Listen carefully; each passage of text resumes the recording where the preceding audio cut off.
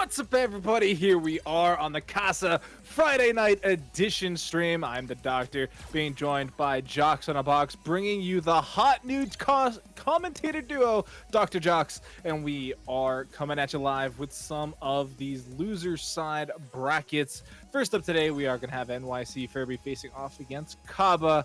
Jocks, tell me what you're bringing down to the table. Well, first of all, I like Dr. Jocks. I'm like, maybe 2 to 4 years from actually being Dr. Jocks. That's kind of cool. But anyways, I'm not going to pursue that. But yeah, I'm super excited. Very strong names in the bracket, and a lot donated into the match arena. So thank you guys for donating.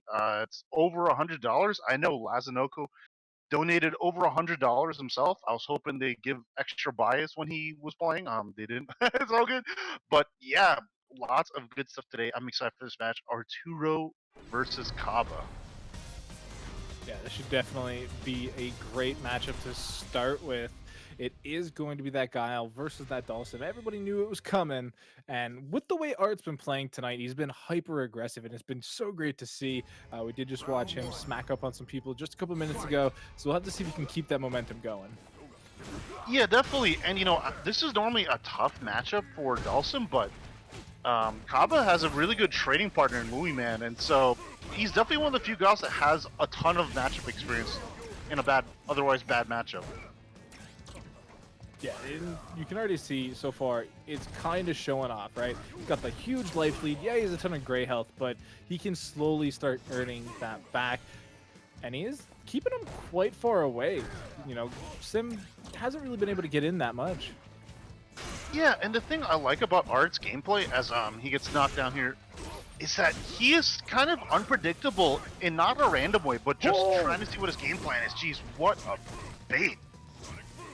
Yeah, an unfortunate drop there from Art. Didn't quite finish the combo there. Might have been able to kill if it had gone all the way through. And now it is a one-hit game. Just about. All right, maybe a two-hit. And the falling fire. He earned it. Oh, definitely. What decision-making. And that was the first time that Art had a life lead was very late in that round. So just excellency and patience and just keeping on with the game plan. Yeah, and you can tell that Kaba trying to stay back, trying to not get too aggressive, and it worked out for about half that round. Unfortunately, the plan started falling apart as soon as Art was learning what was going on, trying to figure out the pattern that was coming through, and now we're seeing a much more aggressive Kaba, and that is also working out again. Yeah, Arturo doing a really good Dutch impersonation from Red Dead because he's got a plan, Arthur. What a punish! Welcome. Just the back there too for the optimal meter gain. He's completely topped off there, so we'll have to start seeing some of those EX booms, maybe even the CA, just so they can start earning some of that back. And look at that, just busting out early. And what I liked about that stun combo is because he just ended it with the flash kick Punisher, and that was like max meter gain. Just to shows you how smart of a player Kaba is. Yeah, and it's been really small hits coming in from Art too. Like every time they get in, it's not super crazy big. The longest combo we've seen from Art kind of drops halfway through. So we'll have to see if they can start getting something going in a little bit. And I do like that Kaba has V-reversaled every single activation from Art except for the first one. Oh geez, reversal, hoping he'd press a button.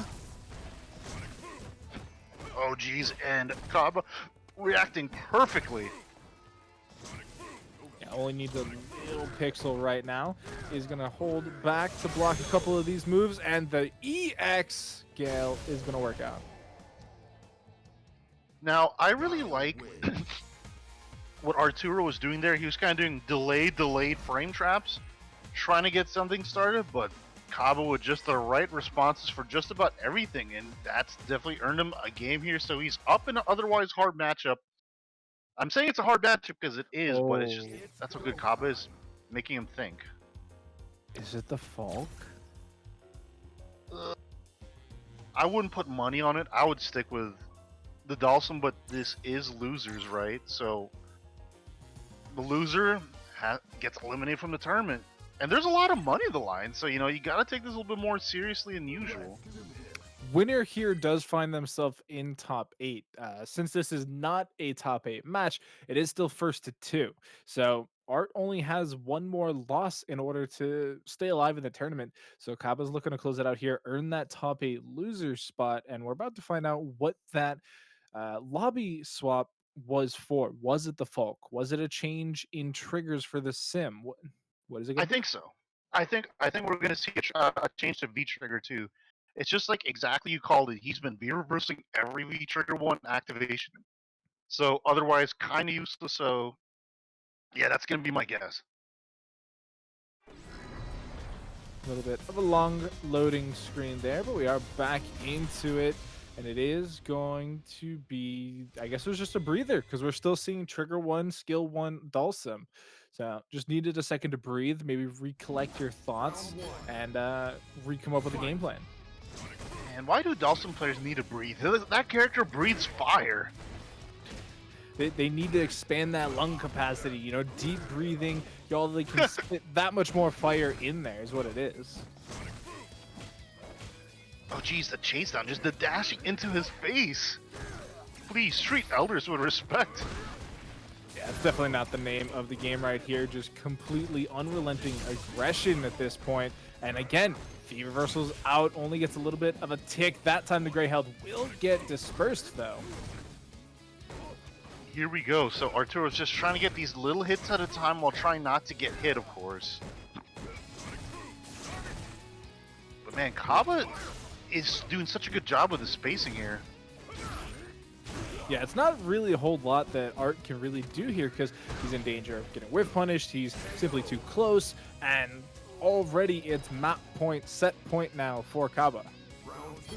Even though there's 45 seconds in the clock, that still felt like a quick round in comparison to the rounds before.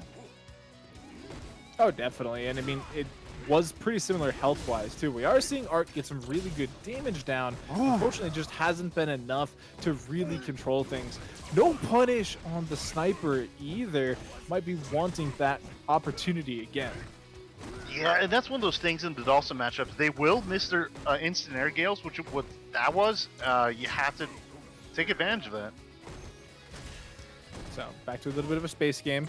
Art doing a really good job keeping Kaba out for now, but he's back to the wall. Can't back up any further. Now has to hold the pressure. Has the bar though. Okay. So V-reversal not an option this time. Actually had the activation, and it's gonna be Art's first round since game 1.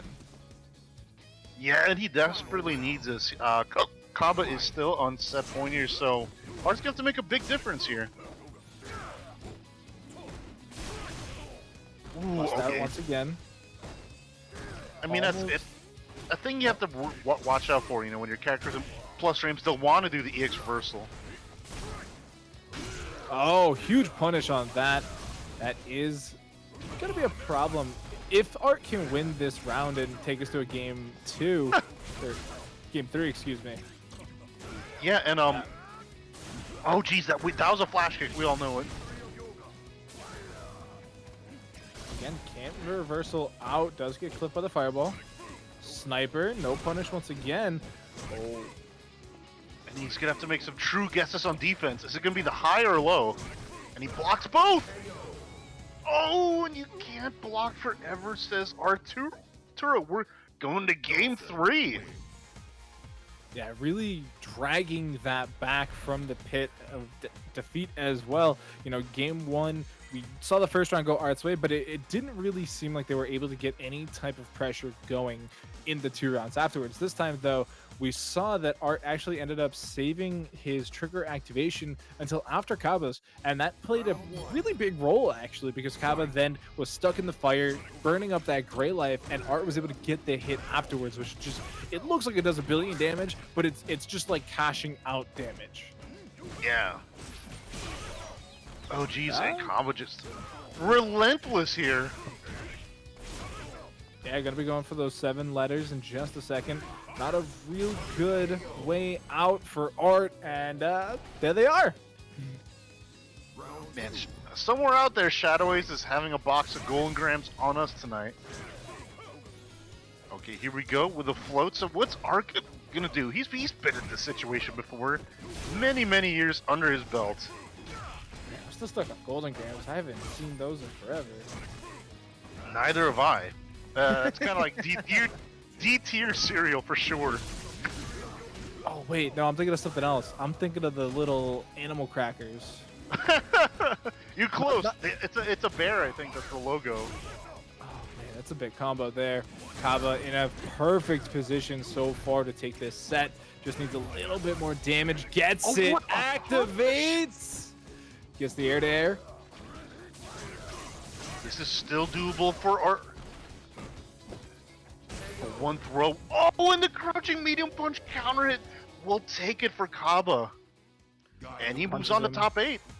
Straight into Yoga Jewels, securing himself that top 8 spot, which is pretty good. It's the loser's side, so he does have quite a bit of work to be done, but it's definitely better than going home early at this type of tournament. And man, do we have some killers still alive in this bracket? I want to take a look at the top half for a second while we do have our top 8 secured. We are going to have Meta RD versus Zonk Muscle in winners, and we also have Metro M versus Profit in the top half of our bracket, top 8 as well. For those of you at home wanting to follow along yourselves, just do the exclamation point bracket command in the chat, and that'll bring that up. You'll definitely want to do it before Jox does it, because he will send you that Cash App request for $19.99. And you definitely don't want to be waking up to that tomorrow morning. You're right, but you never know until you try. And lots of people trying tonight, and I definitely have to say that I'm definitely going to steal the Yoga Jewels comment because that's actually a good one. But yeah, good matches tonight. Zonk Muscle beating Arturo in what I would know is a terrible matchup for Cody, so good job to him. And Arturo, unfortunately, out of the bracket. So Kaba is awaiting the winner of Lud Thinks against the winner of Dap Vip and Hardman. Okay. Marvisto has to take out Knowledge if he wants to move in the bracket against It's Oki. And then Jimmy DR is awaiting the winner of Diego and Mr. Morton. Jeez, that sounds like a science teacher. It's very true. It's actually really good to see the Long Island boys back in the tournament as well. It does look like they got sent down to losers quite early in the tournament, actually, and they're slugging their way through. It's good to have, the Ken and Honda Masters back. Oh man, there's so many good players here. We got High Speed Chaos who fell down. We got, This is Taji's Battle Legacy, Metro. Wait, I talking about Metro. Yeah. Oh man, this is a good tournament. I'm glad we're coming in here. But let's see our next matchup. You already talked about it a little bit. It is going to be Hardman versus that Vip. Oh man, can you imagine playing this match knowing that the winner here has to play against Lud Thanks? Yeah, and Lud has been playing phenomenal lately. The past few weeks, whether it's been this or NLBC, Lud has just improved. It's not like Lud was bad. Lud was good, but Lud is even gooder now. To put my English out of sync there, but yeah. Yeah, I was gonna say I think the word is better, but I saw Get Good FGC in the chat. I see you. So yeah, Lud has definitely been playing lights out here. But yeah, so this can be an interesting one. Cammy versus Hardman. A lot of people used to think this was Cammy's toughest matchup. Colleen, Cammy, excuse me. So we're gonna see. I know Dap Vip, used to live in Atlanta. Now he lives in Kentucky. So yeah, I would assume that. my condolences. Yeah, your condolences. I would assume that Dapvip has all the experience against Neon. Probably the country's best Colleen, arguably, and so we're gonna see what he brings to the table. And this is such a stacked bracket. Friendly reminders to players, please don't join a ranked match while waiting for your tournament. Oh, that's what's happening. Oh, of course. But no, it's all in good fun. Bunch will be the one to yell at you later. I'm just here for the laughs. But look at that. They're in the chat. They're in the game. We're going to be heading into it shortly. We will have to see if that matchup is quite as bad as you foretold. Going back to ranked. So, Punk is, definitely one of the best players in the world. So Punk was actually a monster in Street Fighter 4, but he just, competed online. And people say, Punk, why didn't you go to this tournament? And Punk would say, the dog, I got some points to take. So I guess I understand, you know, the stretch for getting points here, but it's gonna be more than points here for these guys because the further you go, the more chance you get at ooh thanks to all the contributions tonight in the Matcherino. If you want to donate, just hit exclamation mark Matcherino. And if you don't spell it correctly, the bot will flame you. So we got good stuff going on there. But yeah, I mean, it's interesting now that we live in the world of COVID to see people talk about ranked and everything like that. Obviously, CFN, not amazing. Coming from other things like MOBAs, I feel bad for you fighting game players because we have actual ranked lobbies. But man, that is a lot of damage on the depth of. Oh geez, and he's trying to get in. Just Hardman and Dala is doing really good defense until now. Everybody has to deal with Cammy sooner or later.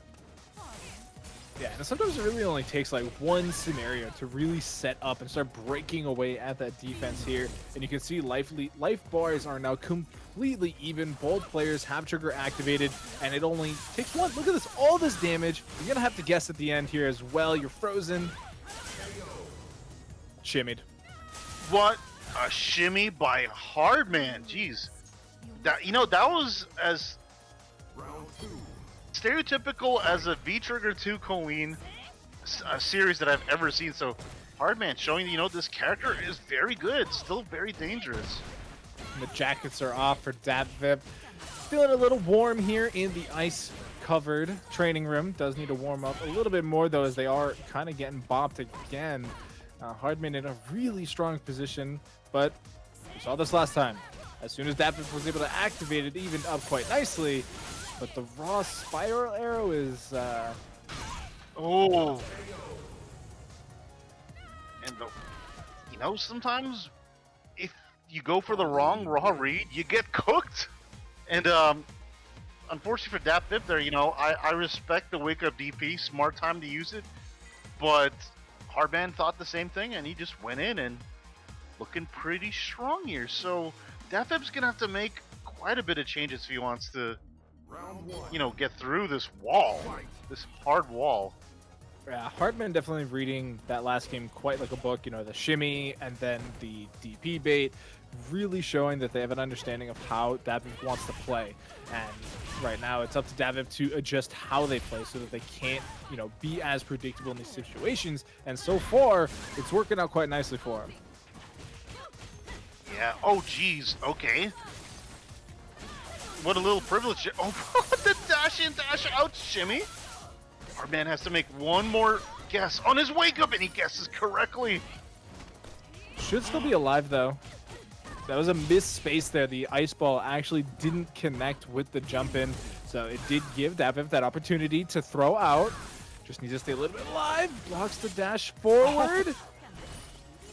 Next hit will kill for either one, and Hardman, what a huge risk, because if you blocked it overhead, that would have been definitely normal into uppercut there for Cammy. So Hardman on set point here. And yeah, this is important. It is still first to 2. They have just one more round to win in order to find themselves up against that Ludthanks character we were talking about a little bit earlier. And DabVip, they made a lot of changes last round, and they worked. There was a lot of good stuff there. It's just it slipped away right at the end. Oh yeah, and DabVip, is very good on the fly changes. Being one of the best in Marvel at the moment, so definitely adapts it here. Yeah, some spacing errors from both sides there. We are going to find ourselves pretty even on the life bars. Trigger available for DabVip while activated for Hardman. Okay, and so DabVip gets. Oh no. Okay. Takes her out of the corner, but still working out here. Oh, what? The air reset. I know that reaction for Hardman's so sick. That crush counter just like won the game. Doc, I think that was out of the 4 rounds the Hardman won. I think 3 out of the 4 were because of his shimmy, and he kept at it. Just You are correct. And then the fourth round was the overhead. So just yeah, lots of guessing coming in there for Dabthip, and unfortunately he got tails on just about all of them. yeah. Congratulations to Hardman for moving on in the bracket. So let's see. Hardman's gonna have to play Lud Things. That's gonna be a tough matchup right now. We're still awaiting Diego versus my science teacher, Mr. Morin. Then we have Marvisto, DSC Knowledge, another Cammy, I think, from the South. Oh, never mind. Marvisto took it 2-0, and now he's going to face It's Oki. And then Cobb is going to face the winner of Blood Thanks versus Hardman. Oh boy, here we go. We got the science teacher here. Perhaps we're going to get a demonstration of the scientific method. Which is kind of funny in middle school because each science teacher has a different number of steps. My 6th grade science teacher had like 8 steps of the scientific method. The 7th grade had like 5 steps. Science, man. I mean, I think the difference in steps is just like how much you want to document, right? Like, Yeah. because like if you document like every little step, then yeah, you can find yourself at like 8 steps. But if you just like document what you got, document what you're doing, and then document the results, the only 2 things left are to actually collect the materials and do the test, right? So yeah, I'd like 5. But guys, I am a flat earther. I'm anti-science, anti-mask. There is no scientific method. It's a hoax. Not really. Oh man, wear your fucking masks, people. You know, I gotta say, and if it hasn't been said, this is the first Casa in the new administration. So this is the first Trump-free Casa. So there we go, guys. There's always a first for everything. Congratulations and positivities. There we go. Love all around. Hopefully, just like I love that you guys are tuning into the stream. You could be anywhere else, but you're here with me and the doctor, Dr. Jocks in a box. Let's go.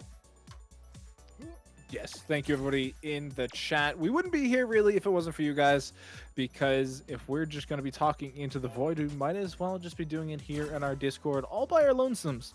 But because you guys want to watch these matches and you're here to support us in chat, on Twitter, on TikTok, I think technically, then you know it's a good show. And I say that now that I think about it, I don't remember if we actually ever made that. That was Emmy's bag to follow, and I don't know if it ever happened. There was going to be a Casa TikTok? It was in the staff meeting when we first created Casa, yes. All right, that's pretty interesting because I only know like I don't do TikTok, you know, not to sound like a boomer, but I know that Nephew is like doing really well with that. So good stuff to Nephew. Speaking of Colleen player, just like Mr. Morton here against Marvisto, rocking out, at least giving us a clue that he's possibly going to be playing Ryu. Oh, this is Diego? Yeah, it's Diego on. Yeah, Oh, Marvisto's okay. PC. Yeah, I keep so forgetting. they like to hang out. They switch off. Oh, that's which right. is nice. Good friends. But yeah, so it is going to be that Diego Ken that we all have heard about. We've all seen the clips. We've all seen the highlight reels. Now you get to see the real thing. It's on stream, live, happening. This isn't pre-recorded, unless Dom tricked us. But I don't think he would do that to us. I think he's a little bit kinder than that. Yeah, he's definitely kinder. And shout outs to Dom, man. What a good stream. And Twitch let me know that it's my second most watched stream. Definitely not ashamed of that at all. One of my favorite times of 2020 was spent at Damn It Dom. So thank you guys for stopping by. And thanks for the subs too. I saw Li Urban earlier. Thanks for the 5-month sub. What was your most used Twitch emote? Round 1. Oh shoot. I have to look it up. I don't remember, to be quite honest. Mine was the robot from the original Power Rangers going, ay, ay, ay. Oh, that's funny. Yeah, that was my most used one by like a mile. So, pretty crazy. But even crazier, we do have the shrouded Seth on screen going up against that Ken that we all know and love. And this should be an interesting match because Seth is that character that everybody's talking about, everybody's picking up because it's just so good. Now that I think about it, I think mine might be Craigasm. I think. As weird as that is, but speaking of weird, Seth's sucking in. With the belly. I don't know how he does that, but he does. Oh, geez, It's like a Dyson vacuum. You know, like the Dyson balls? With the Dyson ball, yeah, but you know, with a quarter of the price. Because Seth is cheap. Haha. I made that one on the fly. Okay, but anyways. Yeah, speaking of flies though, I keep forgetting which character's on the screen because of the Monster Hunter costume.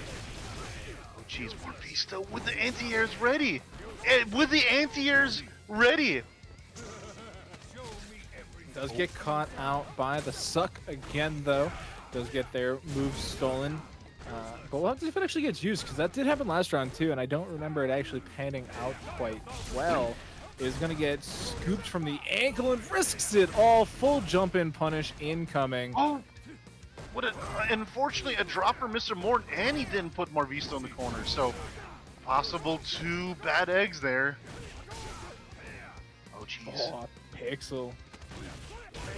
Excuse me for Diego, sorry, I'm just on here, but yeah, Diego showing that, you know, even though he's using Ken, one of the best fireball games in America, I think.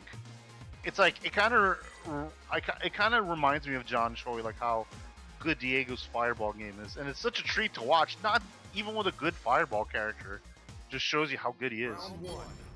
Yeah, and it's something that we bring up every week too, because we're like, how does he do it? It just doesn't make any sense. He's got this trash, fireball on, a lower tier character, probably like mid tier character, but like it just works, right? Like it's so varied, it's so different from what you would typically expect, and it just works. And then he always has the DPs on lock. He's got the cross cuts to follow them up as well, and it can be so oppressive here. Yeah, both him and Marviso have such good anti-air DP games, and it's only been getting better. I mean, look at this life lead they've gained for themselves already, and that axe kick from Seth, which gives so many people problems, is just being evaporated. That time, a little sad, but overall, it's pretty good. I like how we were talking about the science thing, and then we use the word evaporate. So plus points goes to Doctor as Diego goes to set point. Oh gosh, Dyson vacuum, please. Yeah, it's a nice little steal. It does beat out the fireball once too, which is a nice little slip away thing that you can get advantage of. But for now, gets the hands into the Shoryuken, keeping him in the corner, gets the up kick as well. So much damage coming in. Man, more for stun. What a ballsy move on their wake up. Mr. Morton looking good here. That was a very different round from the last 3. Very different. Yeah, definitely. That was a very Seth round here. Oh, and that's probably the only weakness of that B skill is getting jumped in on. Yeah, I mean, Diego came in with like a double jump round start, which how are you supposed to, think that's going to happen? It obviously worked out. That time the fireball does beat the Dyson. But, all right, Morton, trying to get something going again. And I've even heard some of the scientists like Street Fighter 5 players, they say Seth player, what makes the V skill good is not even the move that you steal, but it's the position it leaves you post suction.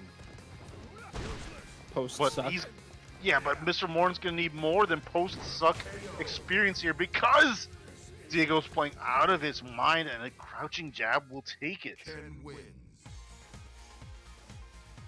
Does move Diego one step closer to a top 8 spot.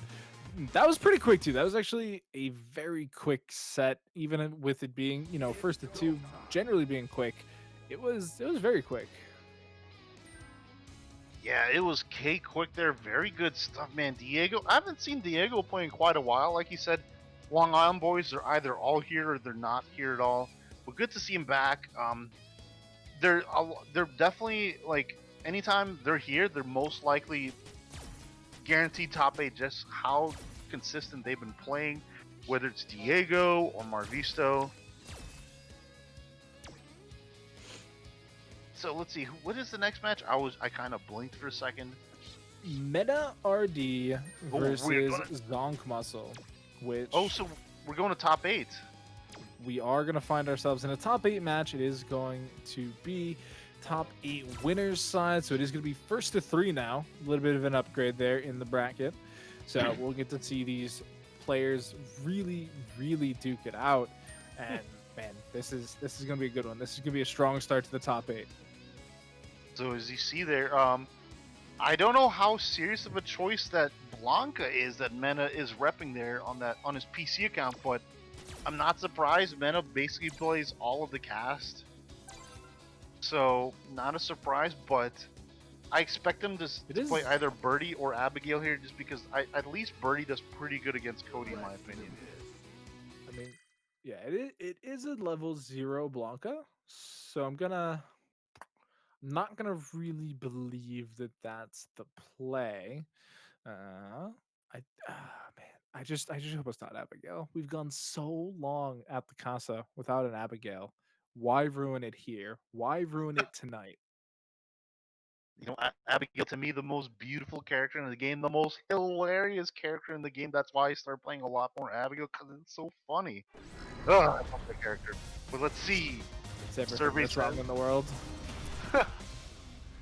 Ah!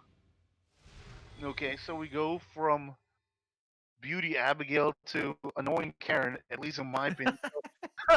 Kareem versus Cody. Not sure how this matchup goes, but Man, I can't wait for Bunch to just pop in and be like, Jocks, you're fired. Yeah, I know. And just the thing that it doesn't matter what matchup it is. When Cody has V-Trigger too, you want to talk about a comeback factor? That's about as robbery as it can get. Don't let those nice clothes and tie fool you. Yeah, definitely giving people the pipe does kind of make them think twice about where they're going in life. And we'll have to see what that happens once it actually finally gets activated. We do have the trigger available now for Mena. Okay, be on your guard, she says. So, okay, backing off. Interesting. So Mena his spacing so interesting here. Oh. In, out, in, out, in. All right. Takes the first round. I did like that because they slid during the knockdown too, and then yet still got the hit on Wake Up. Nice little start off again here. Does get the Zonk out from Muscle. Yeah, plus frame. Zonk Muscle trying to bait out EXDP for some reason. Still early on in the set here. Yeah, life bar is still pretty even. Trigger just about available for Zonk Muscle. Definitely available now. Didn't even get the chance to activate last round though, so we'll have to see when it comes in. The answer's now. Command grab. That's such a grip of damage. Oh geez, then we're talking about the pipe, and unfortunately it's not a peace pipe. It is a full-on war pipe here. Oh, what a whip punish from the back! And it just has one last touch left. So is Zonk Muscle if he gets the right hit here. And Mena takes it with the Rasenna. Closing out really strong there. Did have a bit of a hiccup there once that V-Trigger activation came in from Zonk Muscle. But outside of that, pretty strong showing. We'll have to see if they can keep up the pressure. They are up 1-0 in this first to 3. And Zonk had some good showings last round. And if they can continue to expand upon that, then I think they're in a good shape to come out ahead. And they just need it more. They need a little bit more. Yeah, and it's hard to get a read on Menace Karen. I've seen his Karen quite a bit before. It's just because he doesn't play like a Karen player. He plays like it's one of his many characters and definitely plays a little bit off rhythm. But speaking of rhythm, here we go. Beat Saber time for Zonk Muscle. Just a pixel left does get activated on though. Now it's Mena's turn to keep something going. But the V-Skill 1 finally coming together and picking up the round win. Dash V-Skill 1. I love it. That if I was a Cody player, that's the thing I would stream and end my rounds with. does get the bait as well. Looking good. Huge life advantage so far for Zonk Muscle. And heavy skill 1's so good. It's something that we see a lot of. A lot of players do run it. Occasionally we'll see the skill 2, and it just doesn't quite have the same feel. Yeah. Ooh, and pretty quick game 2 here. So we're going to see how perturbed Mena is. Is he going to keep up with the Karine experience, or is he going to go switch? He has a plethora of characters. I know Zonk Muscle only plays Cody. I mean, that's what the tag implies as well, so we'll see here. Yeah, I do think we're going to stick with what we got for a while, though. I think both players are pretty comfortable where they are. And it's just going to be, you know, the adaptions as they come through mid-game to see exactly what feels like changing. Yeah, and you know, it's so interesting how like Mena kind of almost dominated that first game, and then Zonk Muscle just returns the favor here. It's still looking very good here. Oh, huge crush too. Gets the forward throw. Only needs one more for the round win. All right, that's a bit far. So far away. Oh, geez. It's like Sunday paper. I'm looking at the far side, and so is Zonk Muscle here. What? Oh, geez. Didn't understand your reference, but it doesn't seem to matter because we are in Stun City. Should be able to get pretty close to ending it here. Needs one more. And he gets the perfect. So yeah, it was the far side comic, because you know the anti-air jab hit pretty far. I do not know the Far Side comic. Oh man, I am showing my age here, but it's okay, folks. Because I'm just glad that you are with us tonight. You can be anywhere else here, but you hear Casa number 40, the first Biden Casa here. So good stuff. I just realized our code actually matches the week we're in. That's the first time since like week. Actually, it's the first time ever. So great stuff there to Matcherino, helping us out by getting us back on track. Just like Zonk Muscle's back on track to winning these rounds, continually crushing Mena in this left corner. Oh geez, what a buffer, and a semi-risky buffer there by Mena, but just or otherwise good reactions. Oh, and that back throw does so much damage. I thought the guts factor was gonna work here, but you know, Not quite.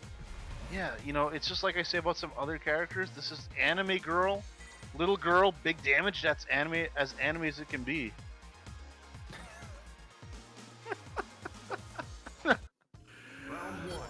I mean, it's fire true me though. for you again.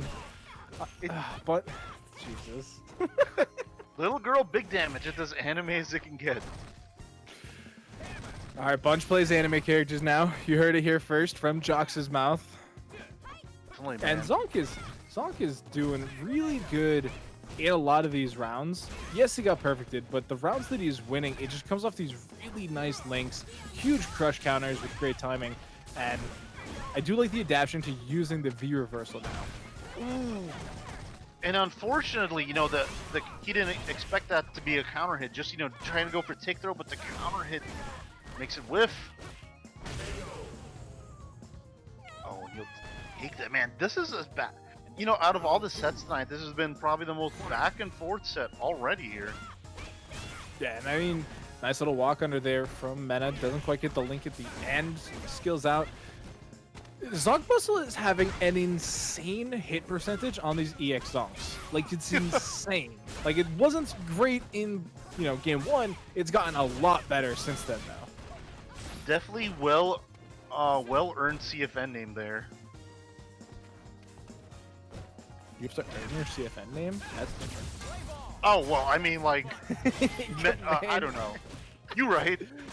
That command grab does so much damage. It's so visceral, too, but he's going to close it out with the EX. Zonk, I do believe that makes it 2-2 here in top 8 winner side. And, you know, anytime that you can go back and forth with a Capcom Cup champ, you're doing something right. Zonk Muscle definitely doing something right here in the top side of top 8 winners here. Round 1. And has one more chance to close it out here in topside as well before they go down to the losers bracket. Yeah, and going back to the command grab, it's not just a lot of damage. To me, it does a lot of mental damage because sometimes Cody's will hit.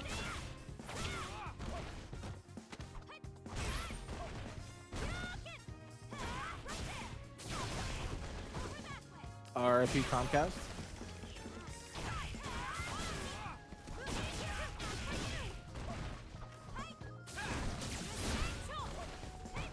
They're done. I'm gonna assume you're there because Yeah, you guys should be good now. this will be back just in time to see Mena jumping over that tornado and picking up the round win, putting him on set point winner side. Yeah, geez, just Mena is at set point to go into the winners finals. It only needs one. But Zonk has been in pretty worse positions, right? I guess not, because he got perfected. But Oh boy, here we go. Zonk Muscle getting jumped in on V-Skill 1 would have been a great time.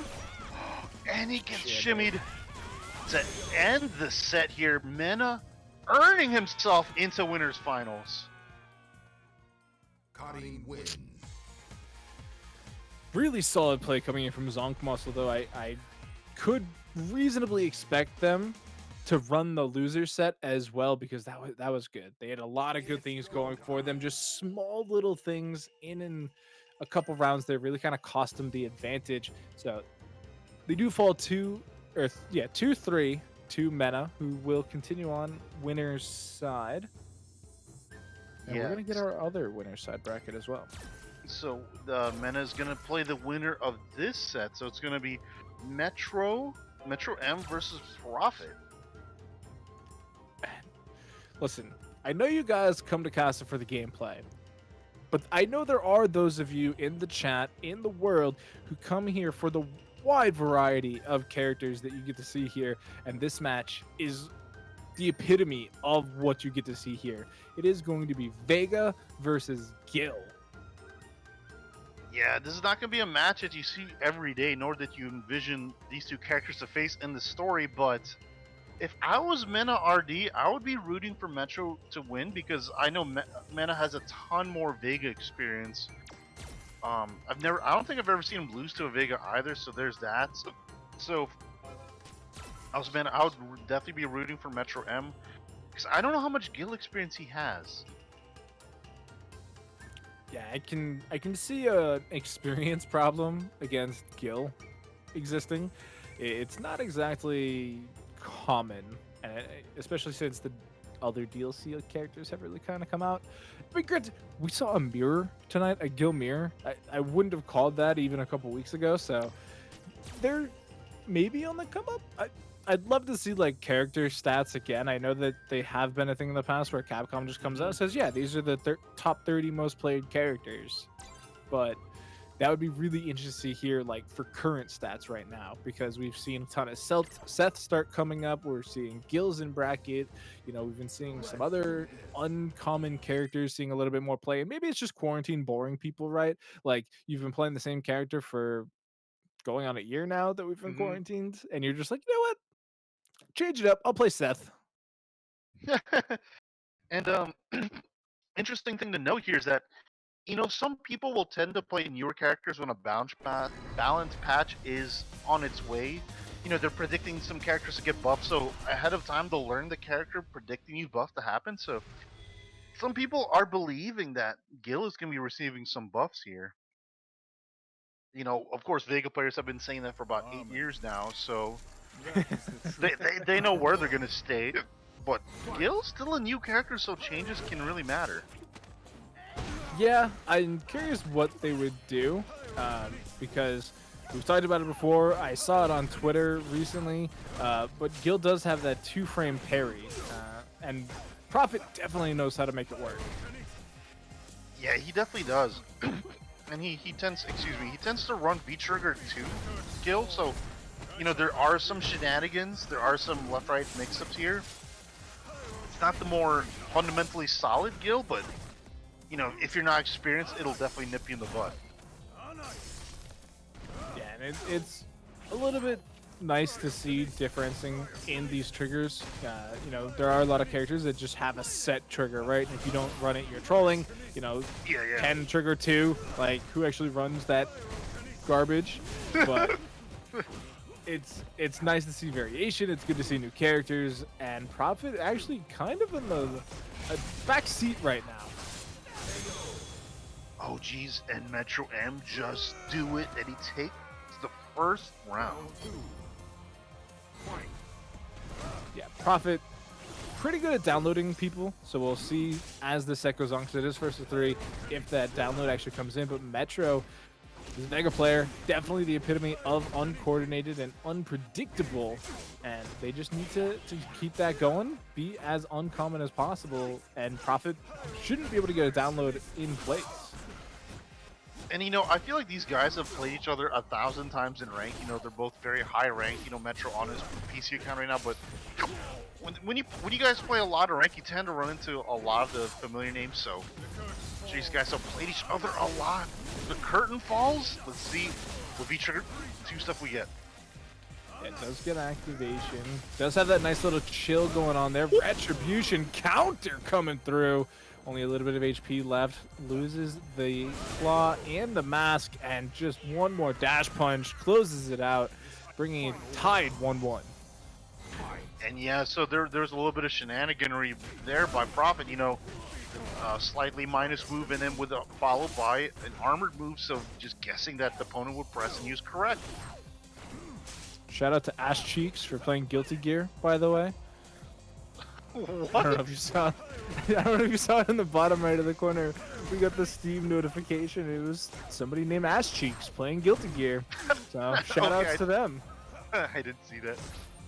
But I hope Ass Cheeks is having a good night, and I hope yours are safe and tucked in your seat tonight, because it is still the bracket is still young here in top 8. Still on the winner side. HP bar is pretty even. EX Fireball. Are you serious? Parry! Coming in clutch. Retribution stacking up wonderfully as well. You love to see it. Loses everything dear to him, and Prophet takes game 1. Yo, Prophet with the sickest parry I've seen in a while. He knew, I think that was 3 hits. He knew everything and just perfect. And guys, you cannot spell Prophet without pro, and he's showing you some pro moves here. That was beautiful. Just, I was like thinking, is he gonna get all the hits? And he does. Just shows you matchup experience. Unsafe slide coming in through, and Prophet definitely has the pro gamer moves here tonight. They're seeming to get a handle on this situation. Ooh. Here we go. So what can Metro do? I mean, it's only been 1 game. It feels like 3, but things look pretty good for Metro. Oh no, huge damage coming in here. Gets the EX. Back throw. oh, wake up parry for Prophet, not punished. I mean, it's not the easiest thing to punish. Oh, here we go. High fight, please. Oh, and we get a highlight reel there. Miniature for Prophet, but, you know, V-Trigger too, showing that stuff. Sometimes the best thing to do is nothing. Prophet is a tribute to that. Yeah, that's definitely the download being completed there. 100% up on that screen. And that was so good. He even got the trap activation in the mid combo too. That's pretty mental breaking, right? Like Metro sees that and he's like, serious? I got caught by that? And look at this. It's another slide getting punished.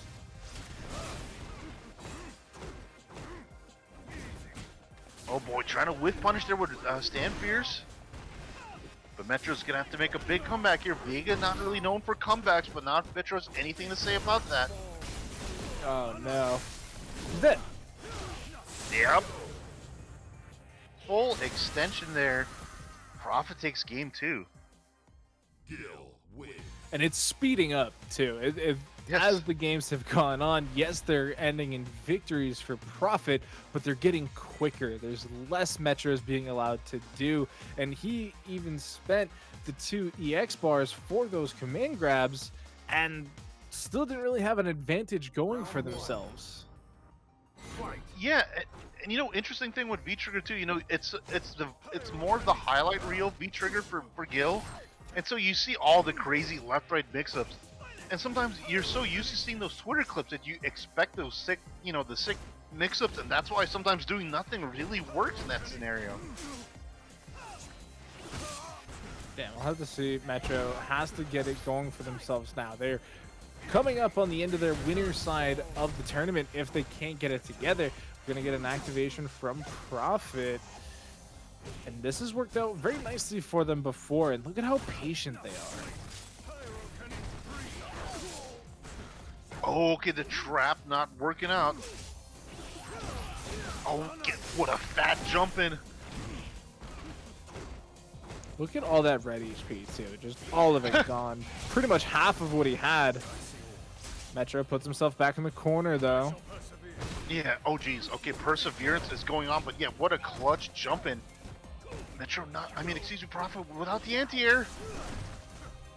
EX did a job trying to get close, and the double crouch jab from Metro is going to finally get them a round win here since the first game. And sometimes Metro kind of plays in a very annoying stance, and I think that's how you have to play Vega. And Profit was trying to predict that, and that's why he parried there for, I think, a plus situation. Things kind of falling back to Metro's side. Really large life lead here. We can see how fast it's evaporated in the past. Oh boy. Oh no. Oh boy, guys. It's Sports Center somewhere in the world. And here we go. We got highlight real time. High fight, please. Oh, one more hit will do it. If he touches him, and he even gets through the trap activation, that's huge. EX Tumbleweed not gonna connect, but finally gets the hit. You can see the stun bar dissipating slowly, but it's still not looking good for either side. One full combo will do it. Gets the EX grab. Is that enough? No, it's not. And he goes again. Okay, gutsy command grab there from Metro, but he stays alive. He stays alive here. And I love it that you call it EX Tumbleweed. That is hilarious. I'm going to call it that from now on. He's on the board. Jocks, Metro finally wins a game, claiming themselves victory. It does not really tie it up quite. They do still have to win 2 more to win the set against Profit here. We're going to head right into it. No changes, no trigger, skill, anything different. And Profit seem to have been downloaded a little bit themselves. Oh, geez, what a whiff punish there from Metro. Oh, what a bumper! Man, Profit looking solid. Almost done. And doesn't even need it. The throw will take it. Here we go, Profit back on set point to move into top 3. It would seem that Profit kind of took that loss personally. I mean, he is wearing what Greek clothing, Greek outfit here, Roman outfit. Excuse my ancient history here, but if it was Greeks and Romans, they weren't really used to losing, so I definitely feel them there. They're definitely revengeous. No, that's not the word. Retributionists? No, that's still not the word either. Retributionists. I mean, that's technically a word, I think, but it's definitely not the word I'm trying to convey. But Profit looking to convey their dominance here on the set. HP bars just about even. Trigger available for both sides. No conversion there for Metro, but he converts off the V trigger. This is just a good setup in the corner. Activation for Profit. Has the trap set up. Uses the EX Fireball to do so. Oh! Grabs him from full screen with the wall dives. Shades the ST. Metro staying alive. Yeah, Metro bringing it back, actually. In a really good position to tie up the series. Only needs a little bit more to bring down this HP bar of Profit.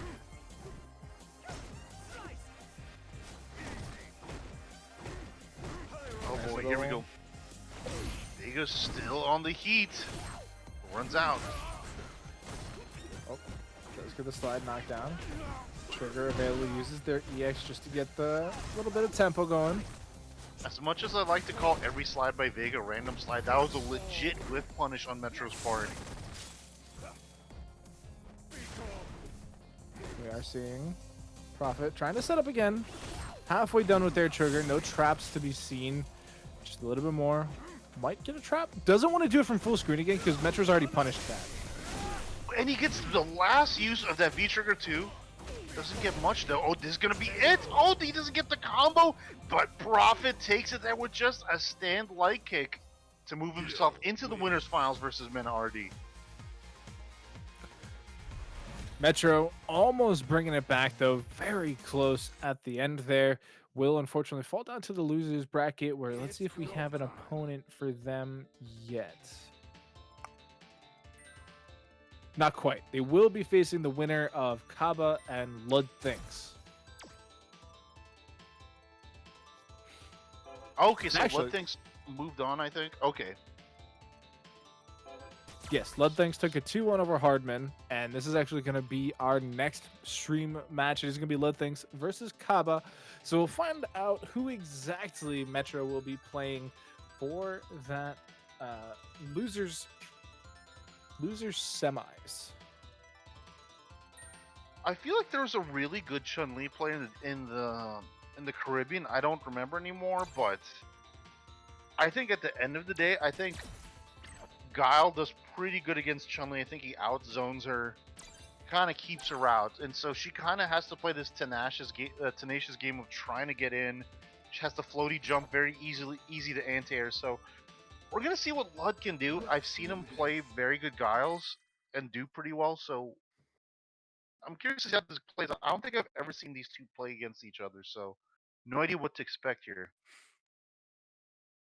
I never know what to expect, but I blame that on my inability to focus in my goldfish brain. So that might be something different. But you know what that means for me?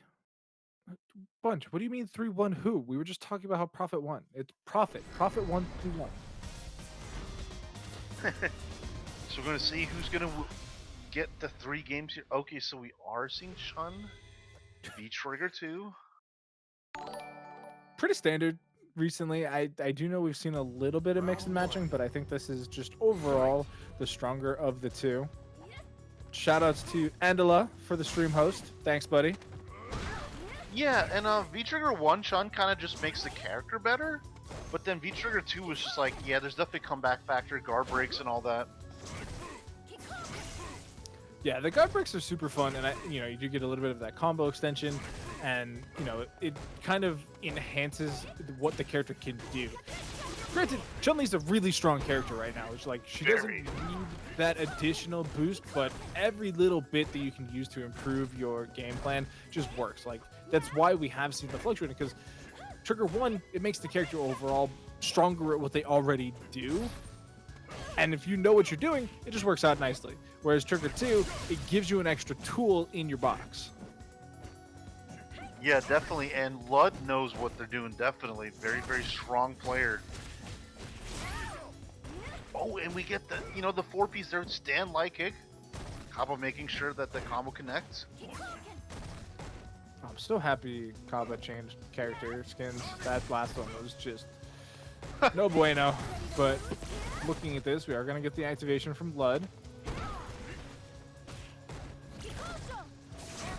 Okay. Not quite the guard break yet.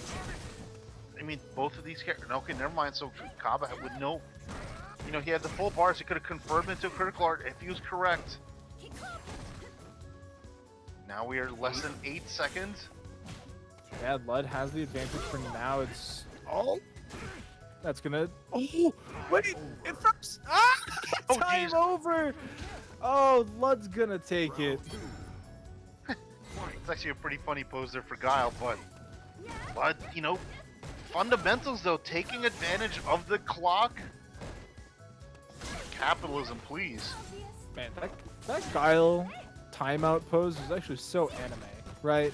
Like Yeah. typically they clench the fist, they punch the ground, and it just explodes everywhere. But it was definitely quite visual.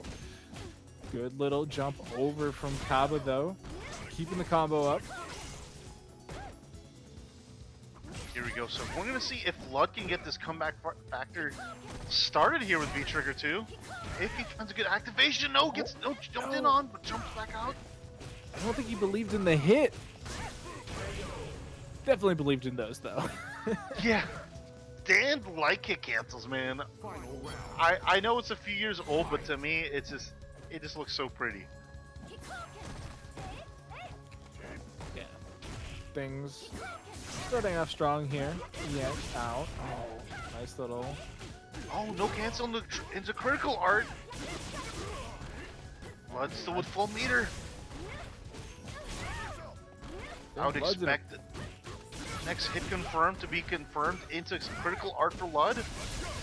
Oh no, activation now for Kaba. This is the trigger 1 this time too. Last game we saw that they were running trigger 2, but looking to get a little bit more of that range factor coming in. No activation now for Lud. Does use the V reversal. And Chun-Li sounding like a person on paper night there. I'm not done yet. I've been there. Oh man, it's only one more hit. Back or forward throw once again to close it out. Man, that's one of those sets where like it's only one game, but it feels like 2 or 3. With how back and forth and extended those rounds were. But Kaba here, one game under his belt, and that's a huge first game. You know, they say first game is data, but when there's money on the line with quite a bit of money, screw data. You just want to get that first win, feel good about it, and Yeah. carry that momentum forward. And each win here gets you closer to the moolah that you guys have so graciously donated to. And if you want to donate some more, !Matcherino, free code. And if you want to donate some more, that'd be very, very nice. And we're definitely thankful and appreciative for that. Yeah, that Casa SFV40. You don't even need to type it in if you're feeling that kind of way. You can just copy and paste it. Control C, Control V after highlighting it. Or if you're a boomer, it's right click, click copy, right click, click paste. And already into the corner. Spinning bird kick out. Lud thinks just trying to stay alive. Says Lud staying alive here is right. Oh, jeez. Okay. Kaba was ready for the jump back down, and that's what I was talking about with Chun. Very, very floaty jumps, so very, a lot more time to react than other characters with fast jump arcs.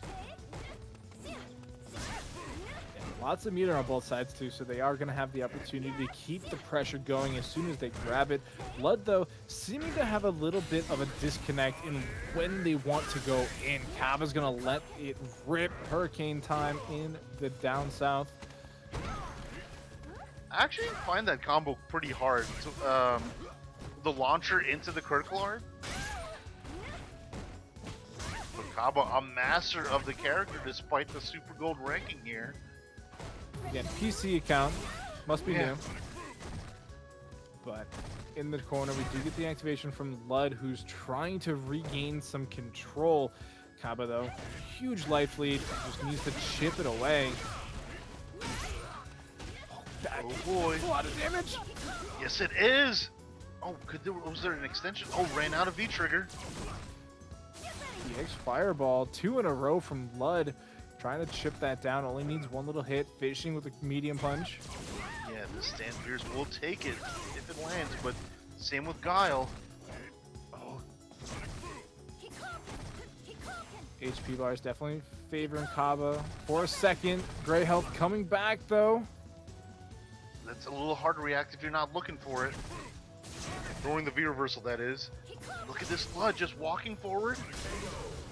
Oh, and I think he wanted to try to fireball and miss the charge or something, but Kaba is up here 2-0. This is huge. This is going to be, this definitely puts the pressure on Lud because, you're out. Yeah, I mean, this is top 8 losers. You only get the one first to 3 here if you want to stay alive, and already falling down 2-0. It is a hill to climb for Lud. We've seen them do it before, though, so they're not quite out just yet. They do need to get a little bit more control here in the mid game, though, because Kaba is just able to put on so much pressure so quickly, and Lud just hasn't been able to escape that so far. And the thing with Kappa is that in matchups that would seem hard for Guile, he just does such an excellent job of making it look like it's not a hard matchup. When you get to this level of play, that it's kind of expected, right? Like there is a certain point where you can say people can win with any character, and Kaba really showcasing what that can mean. Yeah. Even though this is a good match for him, I was just saying otherwise. I just realized I messed that up in my head. I was like, wait, what? I just said something different earlier. Please, old age. Here we go. Fine. Take some fish oil pills. Your memory might come back. If not, we'll find you a nice home to put you in. Krill, please. They're harvesting whale food for old people. Come on. Oh man, this is not looking good for Lud. He's got a pixel chip out attempt. Will be successful.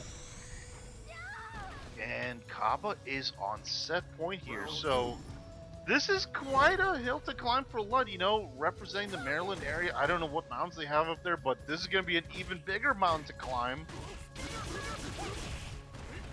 So grab your hiking gear. I just got hiking boots for Christmas, actually. I'm excited to finally get a chance to use them soon, hopefully. Alright. Gotta break them in. Don't want blisters on the trail. I'm a dirty Florida man. We don't got no hills here. That is true. I actually own a Jeep that was from Florida. And near perfect condition, no rust, no wear, because it was from some little old lady down on the Florida plains. And we broke the shit out of it. It was great. That's funny. Speaking of broke, though, neither player really living that life. They have full meter. They're looking primed and ready. Getting a good jump in here from Lud. Finally going to be able to get a round win. Yeah, and Lud there playing like a mint condition Jeep. He's going to have to vroom a little more mint condition style here if he wants to move on. But it's looking kind of slim here for the strongest woman in the world with a thick thigh. So looking a little slim, but he can do it. I don't know how to follow that. Well, thick thighs save lives, and hope Lud is trying to save his own here. That is true, but it's looking not quite great for Lud. They do have full trigger. They have everything locked and loaded. Any hit could really start the game going the opposite way. They just need to find that one hit, find that trigger activation. Oh, there we go. There's the start. The next hit will be into a critical arc confirm. I'm sure of it. I said it 3 times ago, but it didn't work. Yeah, I was gonna say, you did say that. Make my commentary look decent. We're gonna get a hit, still trading out nicely. We're not seeing a trigger just yet from Kaba. Oh, and Kaba, man, with a back roundhouse heard around the world, or at least in his living room. And with a crouching meme kick to end it, he moves on in the bracket. Unfortunately, Lud is out of Casa. We will see him back next week. I hope. That was a really long leg. Yeah. That is the leg of justice. Big congrats to Kaba for continuing on here in our tournament. Does find themselves up against Metro M next. But we're going to wait to see that in just a couple minutes. Next up, we are going to have Zonka Muscle versus Diego V. So we get to see some more Ken play, and it's going to be up against that Cody. Wait. Did I read that wrong? No, I think you're right. So it looks like in... I think the bracket hasn't updated yet is all.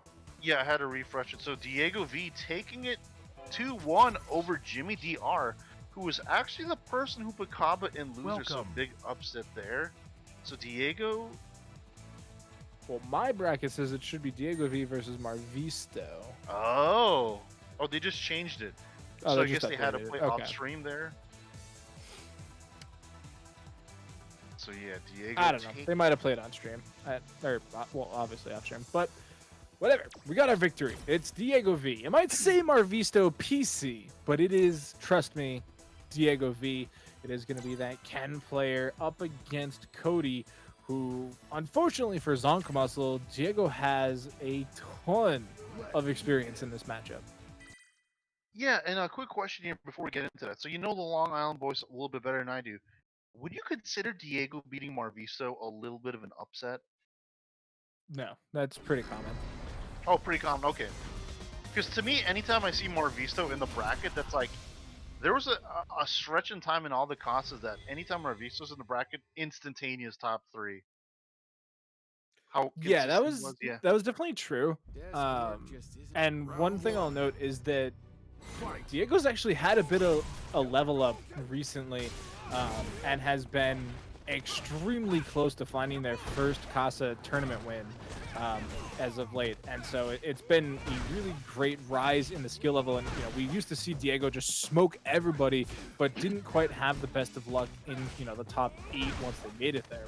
But they've made some changes. They're playing differently. They're playing stronger, and now, yes, I can confidently say that Diego V over Marvisto should be expected at this point. Granted, we also don't know what player Marvisto, or character Marvisto played, and I know we kind of talked over that series. But yeah, I mean, it could have been the Honda, it could have been the Ryu. Those two kind of have different, conditions, but either way, Diego falling round 1 here to Zonk Muscle. Yeah, Zonk Muscle just playing pretty aggressive, all the throws and the... we saw Zonk Muscle rocking V-Skill 1 in a different sip, now rocking V-Skill 2. Still making good use, though. Yeah, that's coming out nice and well. HP bar now favoring Zonk Muscle once again. Brings up the pipe. Gonna start swinging it around. Oh, boy. Oh, what a jumping by Diego, and he gets the corner pressure. This is where Ken is at his most annoying. What an anti-air! Command grab into the rock setup, gets the cross-up hit, but can't connect it. And the EX Tatsu from Diego gonna take it back. I don't like saying extremely common commentary phrases, but you hate to see that happen. Zonk Muscle on the verge of a stereotypical V-Trigger 2 Cody comeback, just missing out. Okay. Takes him to the corner though. Gets a throw attempt as well. Gets a second one. Things are looking good. Gets a third. Oh no, Pain. Pain is right here. Oh jeez. Okay, so Diego's gonna take the first game on a stun. Ken wins. Well then. So it's like what you were saying earlier, Doc, that whether it was going to be Marvisto, whether it was going to be Diego, these two have so much Cody experience that, Round 1. any antics, it's going to be hard to miss. It's going to be hard to land, for Cody. So he's going to have to play a little bit more solid if he wants to take it here. He does have the tools though. He does have the Cody. Everything can come together at a moment's notice, and we did see how much damage they were able to get done with the pipe in round 1, and that's the scary part of the Cody, right? Like every time that pipe comes out, you got to be worried about that command grab, about the rock, and it can really cause a lot of mental damage. Yeah, mental damage is right. Oh, are you serious? Great reactions there for Zonk Muscle. V-skilling through the V-reversal. And that's actually really hard against Ken, because Ken's V-reversal is one of the fastest in the game, I think. Sometimes you just got to be predictable, or predicted, and get it done. And if you get the bad read, unfortunate, but hey, you live and die by him sometimes. But good start here, gets the command throw, gonna set up the rock again. Oh, and he gets hit! Oh, jeez. And Zonk Muscle, there's Diego had a chance, Zonk Muscle dropped the combo there, but not enough. Zonk Muscle is still alive here.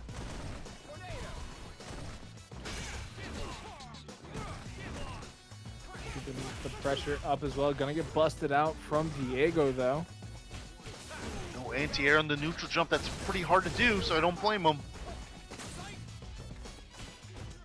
Gets the wake up DP as well, just trying to keep him off him. Does get a little bit of pressure going, goes for the cross up, doesn't quite work out. Keeping going forward, lots and lots of little bits here.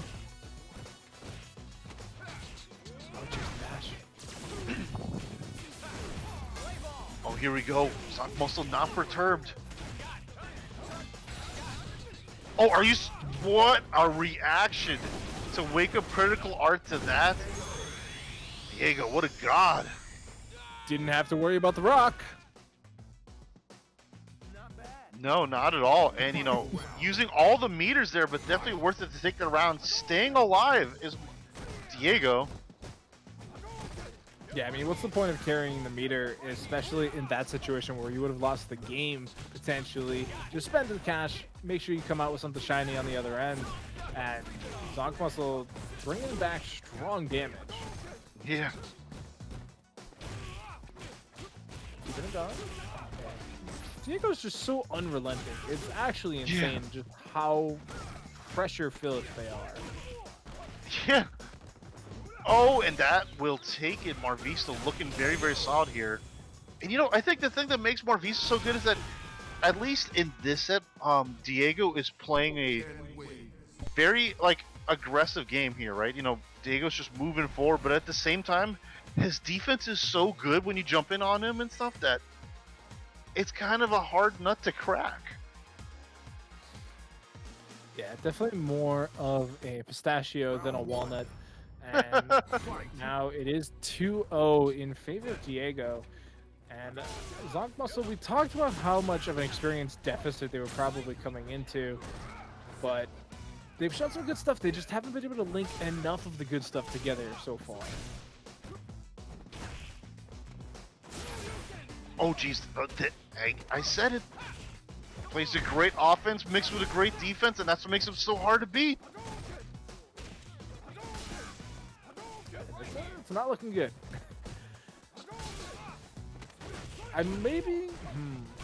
Maybe if Zonk had changed to skill 1 and actually used it a bit more, we would have been given an opportunity. I know we saw skill 2 used to counter to the V-trigger activation, but overall I don't think it's really been that successful of a skill this series. Yeah, it hasn't really paid dividends. Just a few, like, little bits of damage here and there, but nothing that changed what Diego wants to do. Look at this, just going in. Great fireball game and just aggressiveness. Oh, he tried to punish the slide there. Oh boy. Here we go. Rock set up, jump forward, gets under the fireball. Oh, and that... Oh man, why am I still surprised by Cody damage in V-Trigger 2? It's a lot. It's just inherently a lot. You know, when you got a big pipe like that and you're swinging it around, sometimes things get hurt. That's what it is. But Zoc Muscle trying to just dodge these fireballs as best as possible right now. Oh, right here, I feel like the feeling that was definitely punishable, but I think it was at the perfect spacing for Diego to not want to do anything. Puts him back in the corner after a nice little sequence from Zonk. Gets another one going. Pulls out the V-Trigger 2. No follow-up afterwards, though. Oh, boy. Jeez, what a conversion for Zoc Muscle. Oh, he gets punished by that EX Fireball, though. Back to the corner. Only has a little bit of meter going for them, but it's just enough. Zoc Muscle finally going to pick up a game. Yeah, great defense there. And frame perfect punish, you know, -4 on that overhead. And using a 4-frame normal canceled into something takes it here. And so Zoc Muscle is staying alive. The mayor is on for at least another term here. Round 1. No insurrection, please. It is still first to 3. Loser goes home. Winner continues on here in the losers top 8. And are we gonna get a fireball war between Ken and Cody? Jeez, what year is this? And I'm It's the Oh, year of our jeez. Lord and Savior, fireball.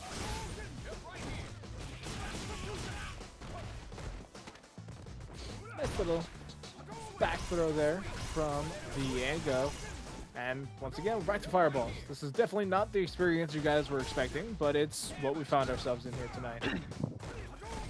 Yeah, and I'm surprised that on that jump like about 5 seconds ago, Zonk Muscle didn't get DP'd. Okay, speaking that? of DPs, how about 3 for the price of 1 there? Says Diego back to set point here. Anti-air fireball, let's go! Oh, big crush though. Not looking good so far. Diego's able to apply the pressure now.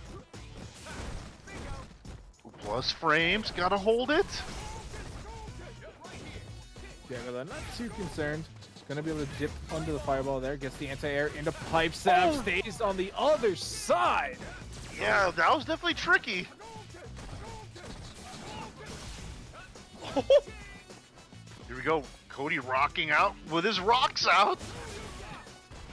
He went for the close rock though, so Diego able to just back off. Trigger still about halfway through for Zonk, so he does still have some time to go. Rock through the fireball.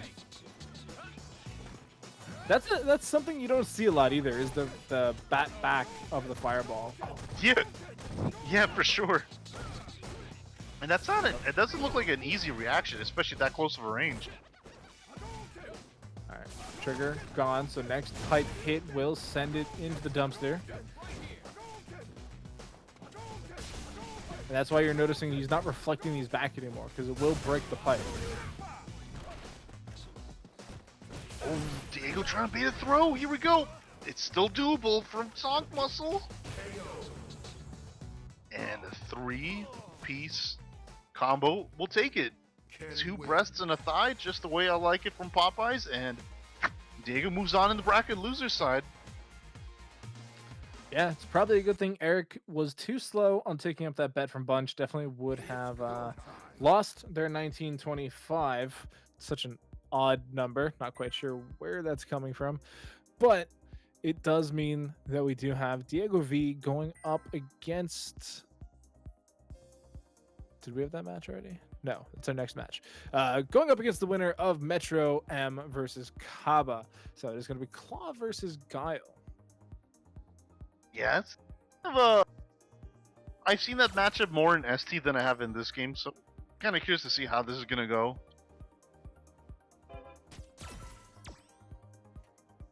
You know, one of the first really good Vega players that I knew of was DRA, so I'm assuming that Kaba has all the experience against Claw here.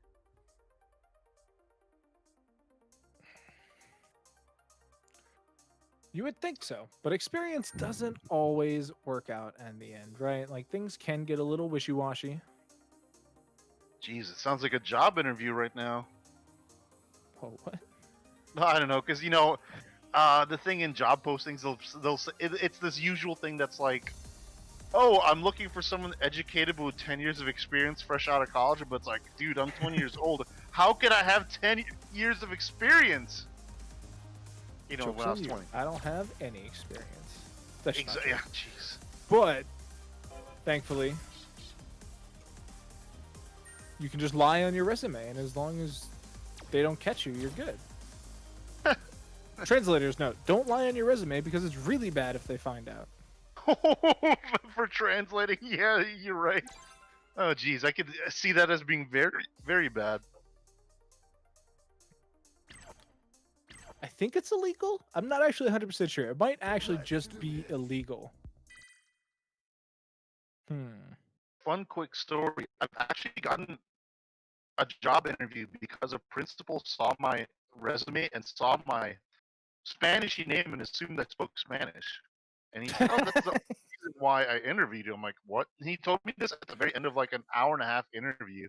He's like, "It's so great for you to be able to speak Spanish to the kids." I'm like, I'm Filipino. I don't speak Spanish."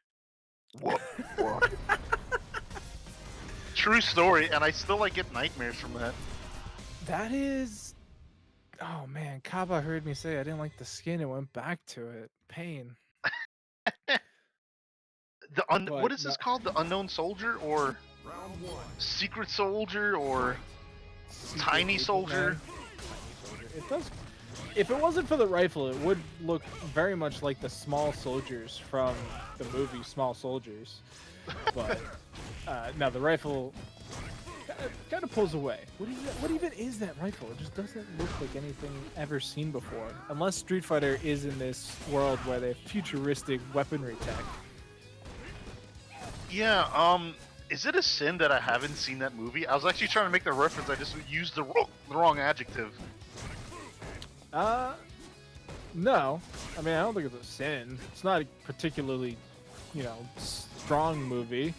It's definitely not amazing. I don't even want to call it a cult classic, honestly. I only watched it because it came out when I was a kid. But this is looking good for Metro. Gonna be able to close it out there with the side swap. Looking good. Man, that's something that when you get hit by, you feel so stupid. Like, man, I should have blocked it. But Metro, that's one of the things he likes to go for. But his hit percentage for that is so high. Yeah, sometimes it's just so quick. Sometimes, right? Like you can't always expect it. He is having a little bit of trouble with these fireballs, though. Nice little two-piece there. Kaba trying to get some momentum picked up here. Metro, I'm not ready to give up just yet. We go. Oh, the setup, and Kaba doesn't quick rise. Gets the EX drop. 2 for the price of again. 1. Oh, he's trying to chase it down to the air. Man, I think it was just too high. He does get the EX dive through, though, but it's the sweep from Kaba to put him up a round win.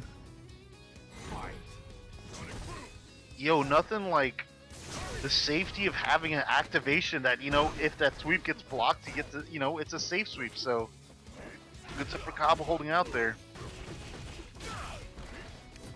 Just the normal tumbleweed this time. No shiny colors. Brings them all the way to the corner. Nice little life advantage so far. Oh, it's all gone, though. Spoke too soon.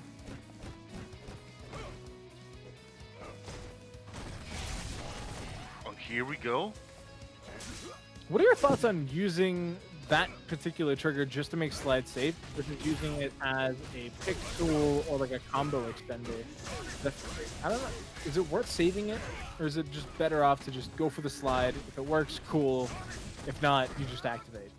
Hey, I'm all for cool points, but I think they can slightly delay it so it's like a frame trap. I think. Ooh. That does sound kind of sexy. Oh, it doesn't even matter. You just bust through with the EX up kick. Flash kick. You love to see it. Kaba taking game 1. That wasn't a punish, was it? It just straight up beat the trigger. Like the trigger freeze came in, and then we get the EX flash kick, and he was still on the same side he started the trigger on. So it wasn't like it was a crosscut or anything. It just beat him. I don't think I've seen that interaction yet. It's 2021. I keep forgetting, and I still haven't seen that interaction here. And it's not like that's a new interaction either. It's still trigger 1. It's the same one that, Claus started the game with. Yeah. So, not a new battle mechanic. Cough, cough, cough. oh, that's right. That was supposed to be last month. Oh well, moving on. It is going to be quite tight here as both characters, about the same amount of HP, although Kaba does have quite a bit of a meter advantage. They just traded it for a health one. What a reaction there to I forget the name of the move, the wall dive there to EX flash kick that. That's very, very tough to do. Oh, doesn't go for the grab, just goes for the claw. Oh man, it's so close. Tags him, jumps away. Ooh, Straight the punch. duff. punches him. Smuggy's not in the bracket, but sometimes we can take a tour through Duff City himself. Man, he kick him right where his pants split, or punch him, excuse me. But it's just, that's tough looks. We are gonna get the air grab though, something we saw Kaba do on our last series, and just keeping him closer and closer to that corner, not letting Kaba escape, or he was hoping to avoid the sonic booms. Unfortunately, you can't avoid them. Oh, this is good damage, and he gets the corner. Kaba has a lot of bars if he wants to try to make this comeback with all of it. Yeah, good start here. The reversals backwards though to get out of pressure.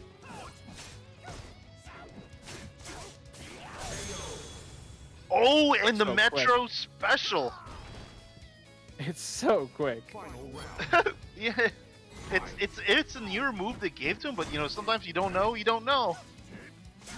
Metro looking strong here. Get two lines for the price of one.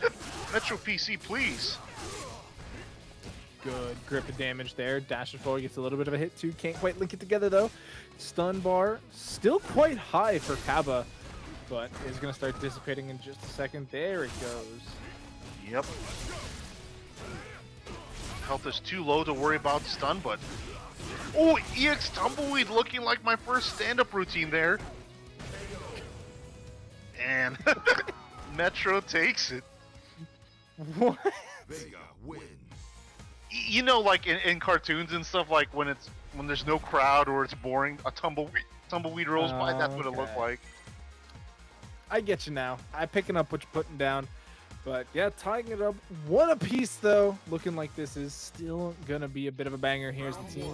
Two players looking to continue putting pressure on. They're both new PC accounts too, which is why we're seeing these ranks in the 100,000s. But they have ascended to the PC God race, and they're enjoying all those extra frames. And how much time is spent on the faster intro? Enough. Time saved, I mean. Definitely enough. And if we were actually spectating, it would be good for us too. I imagine it's good for Dom though. Doesn't have to worry about their own load in. Well, we're gonna get the EX grab. Good start. If it's good for Dom, it's always good for me.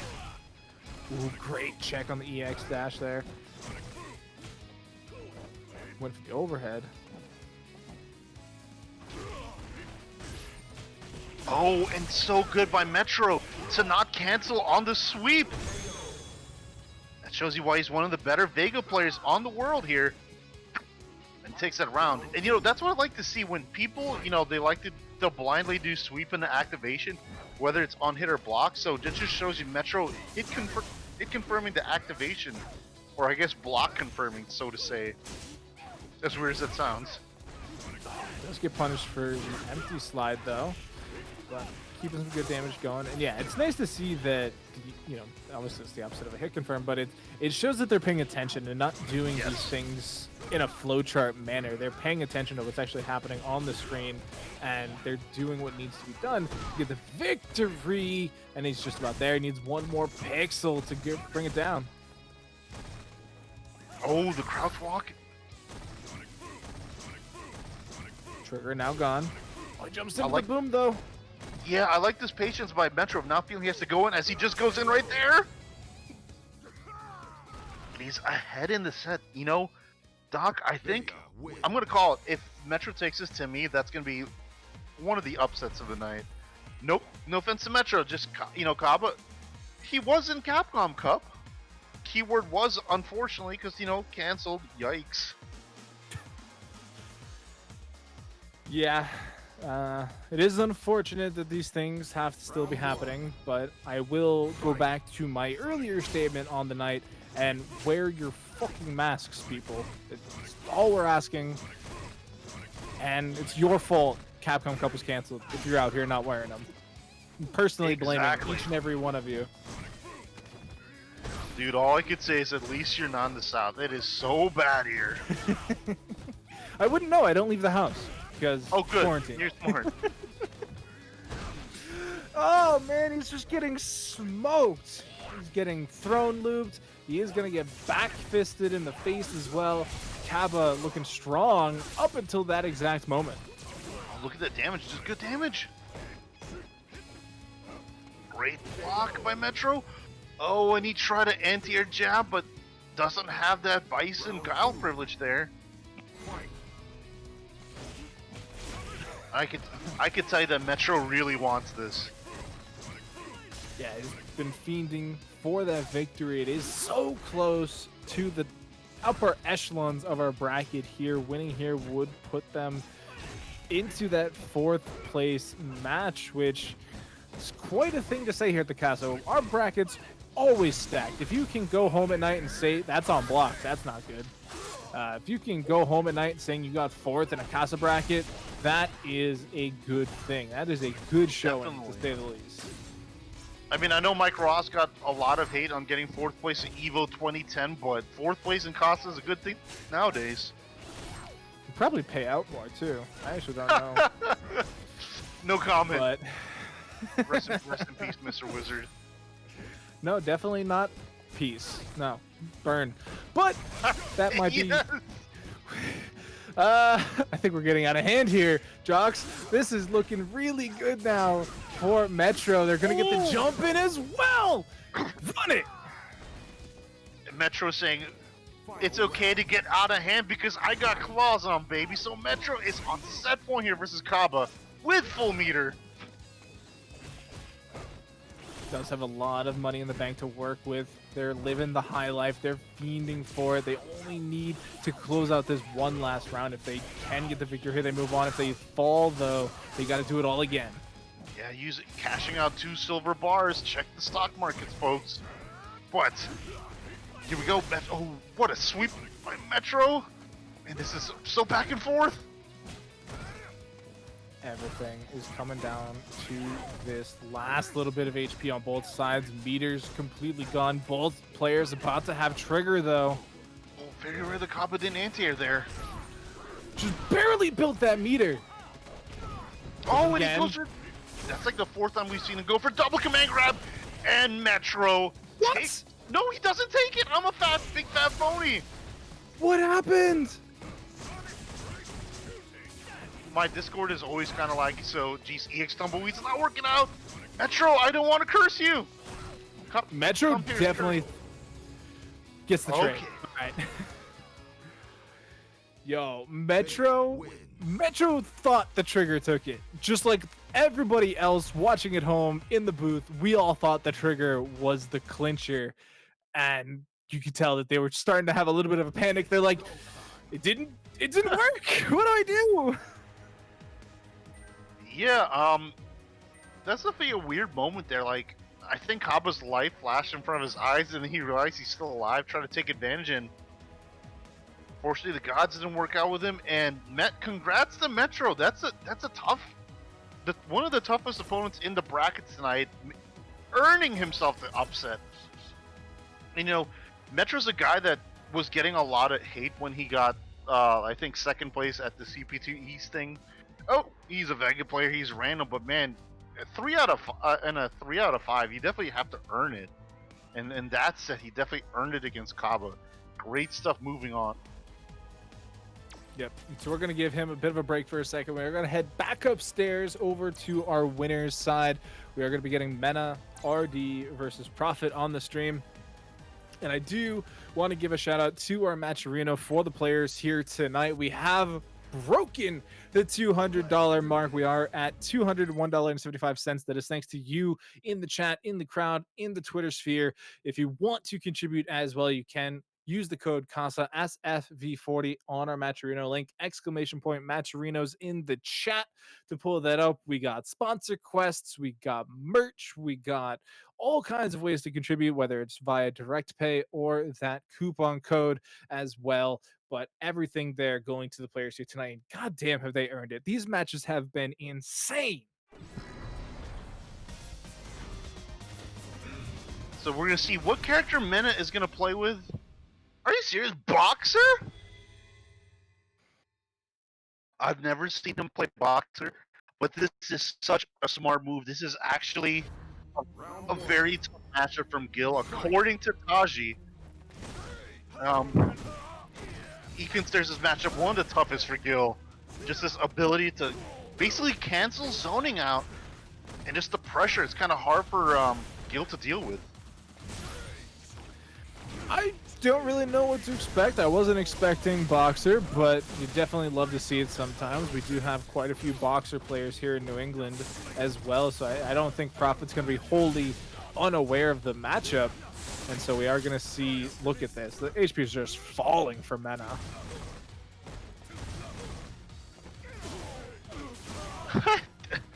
Ragdoll overhead, I love it.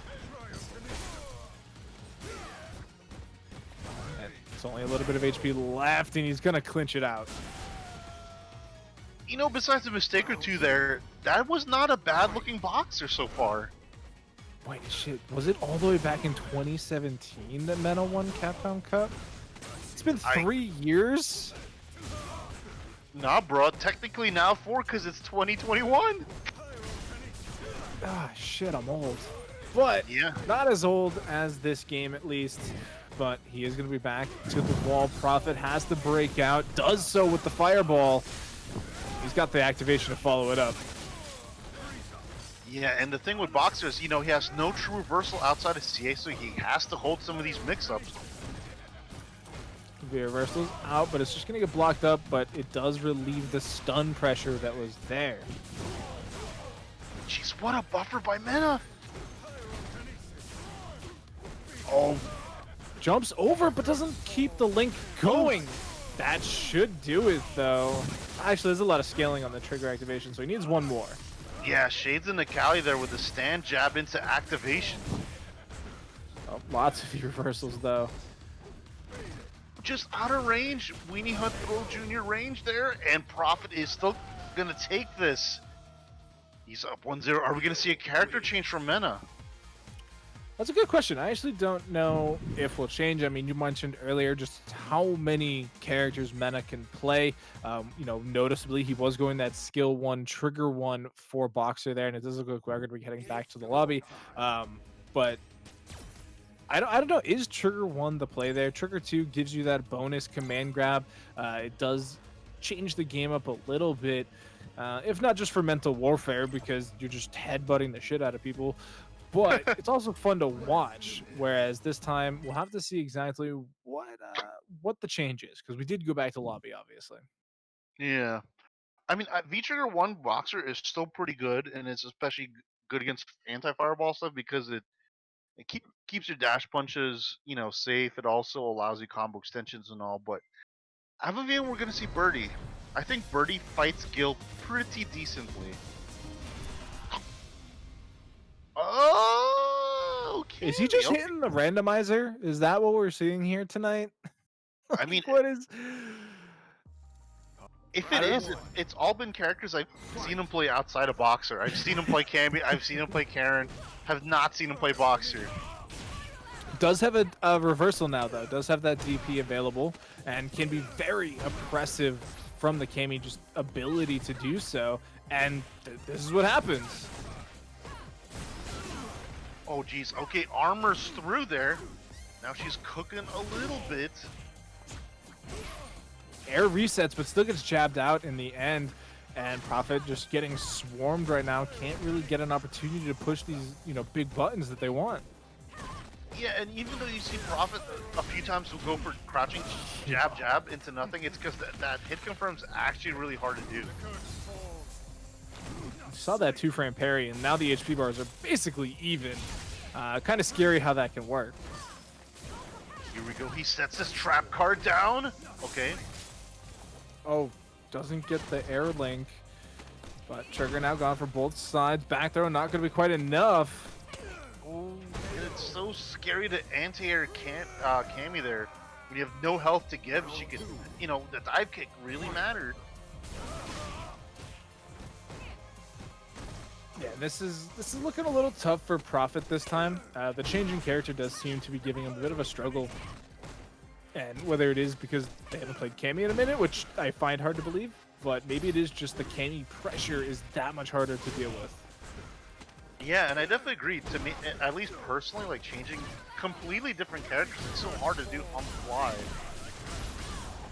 Although it does just take one trigger combo to really kind of tie things back Ooh. up. Oh, wow. Trap card is activated, and he's sending Cammy to the Shadow Realm here. He did that on purpose. Oh, man. That was filthy.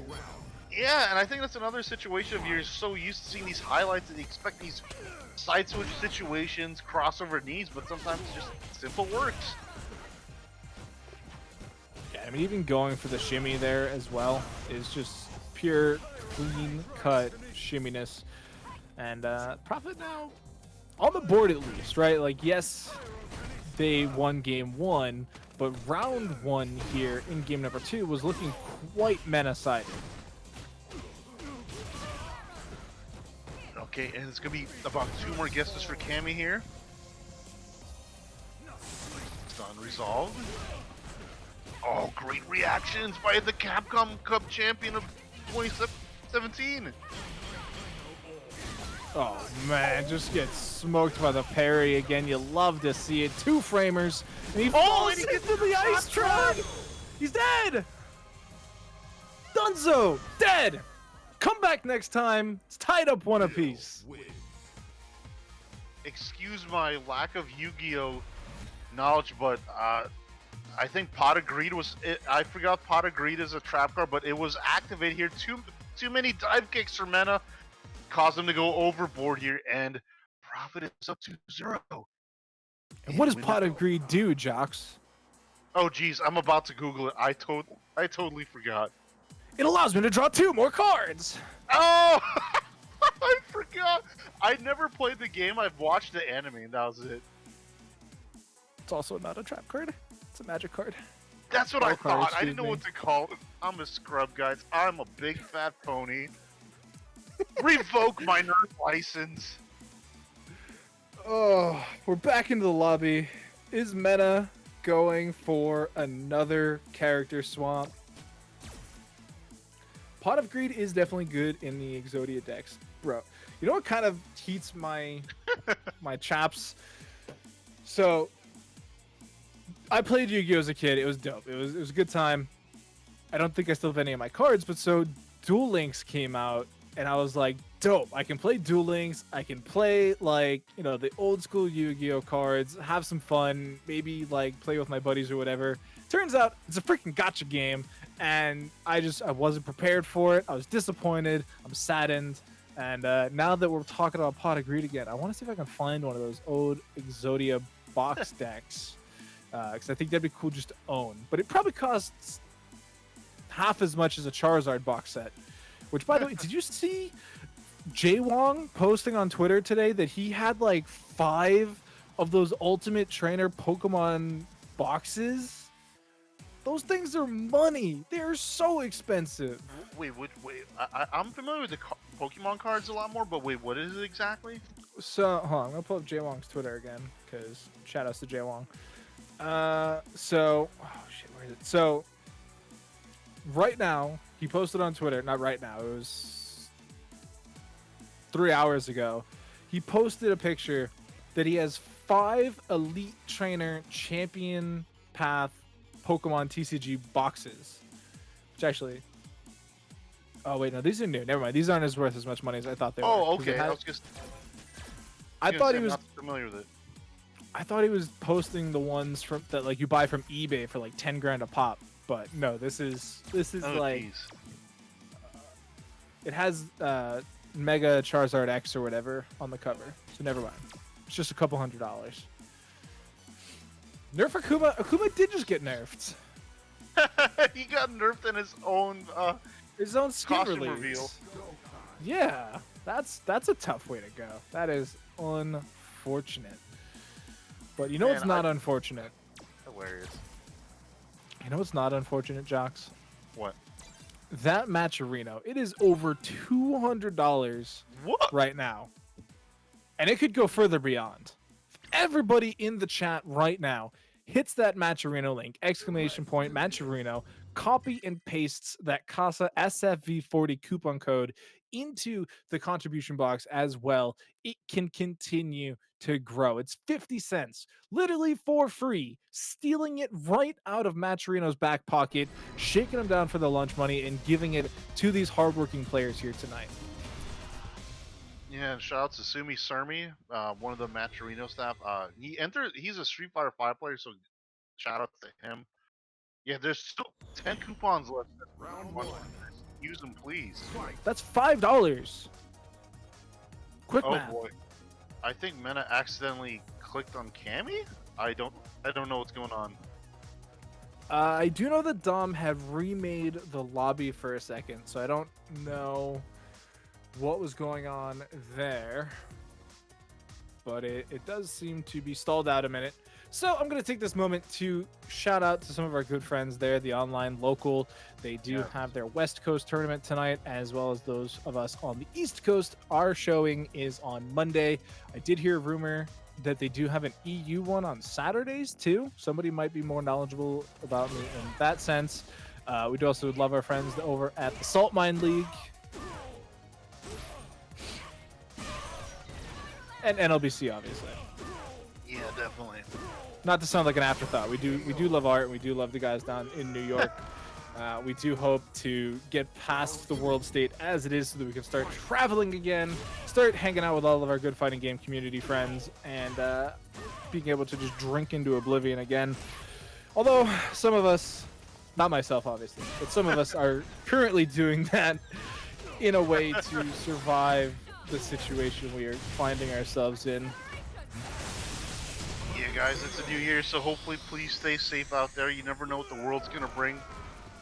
So speaking of, as we're getting this thing set up here, I think the next super spreader event to me is gonna be right in my backyard, basically, because, I mean, it's technically an hour away from me, but there's a slight chance that the Buccaneers are gonna make the Super Bowl, and if they do, the first team to play the Super Bowl in their home stadium, and their home stadium's in Tampa, and even though they're not going to allow many people in the game, there's going to be so many parties going on in the Tampa area. I'm kind of scared about that.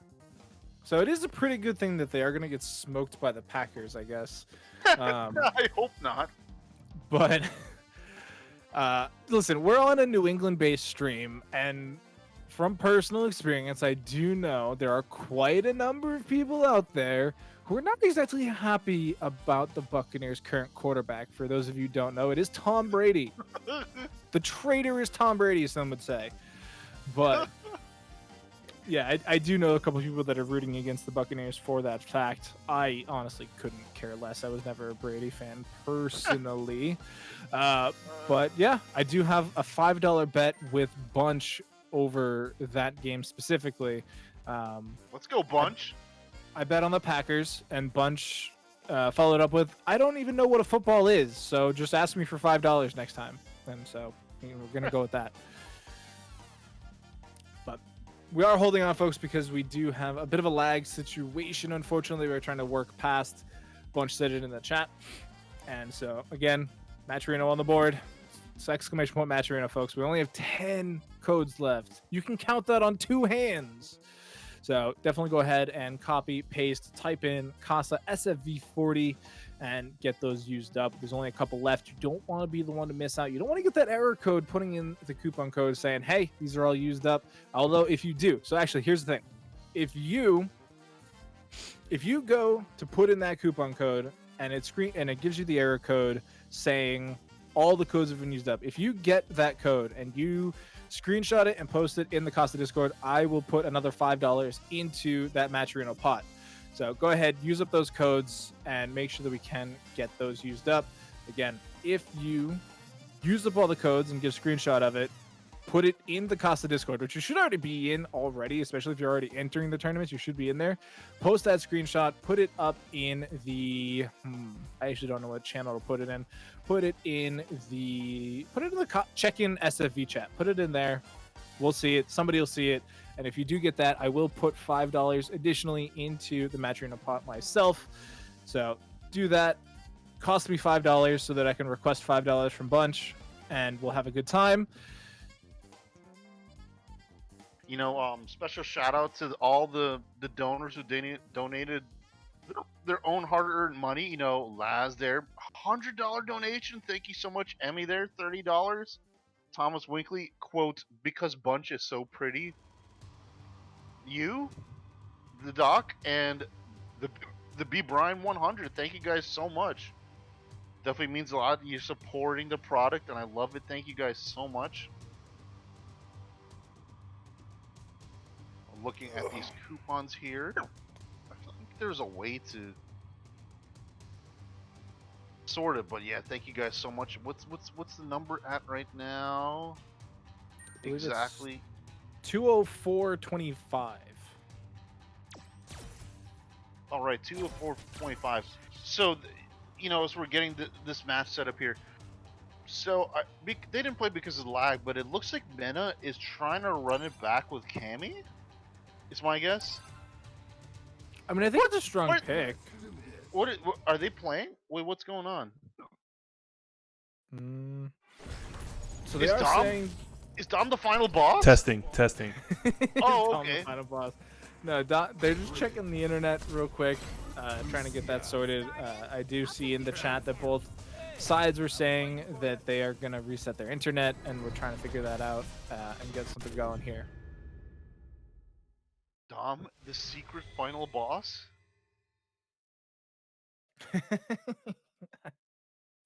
Maybe one day. One day. Fight. Oh man, look at these blocks by Dom. What a jumping by Dom! The final boss is activated. Control F coupon.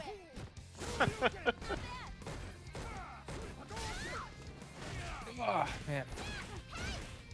Whatever happened to Lucia? I know she's bad, but like, I know James Chan was trying to make her work, and Dom's trying to make her work. I know, but I don't know of any other Lucia ever. Is the champion just is that character just that terrible? I think it's one of those characters that like there's somebody else that has a similar archetype that does the job better. I don't know many top players that are really switching and learning this character. I know Gunfight, the Alex player, actually has a really good Lucia. I think Tupac and EU has a Lucia. One of them has a What the really heck's good his name? Why can't I think of his name?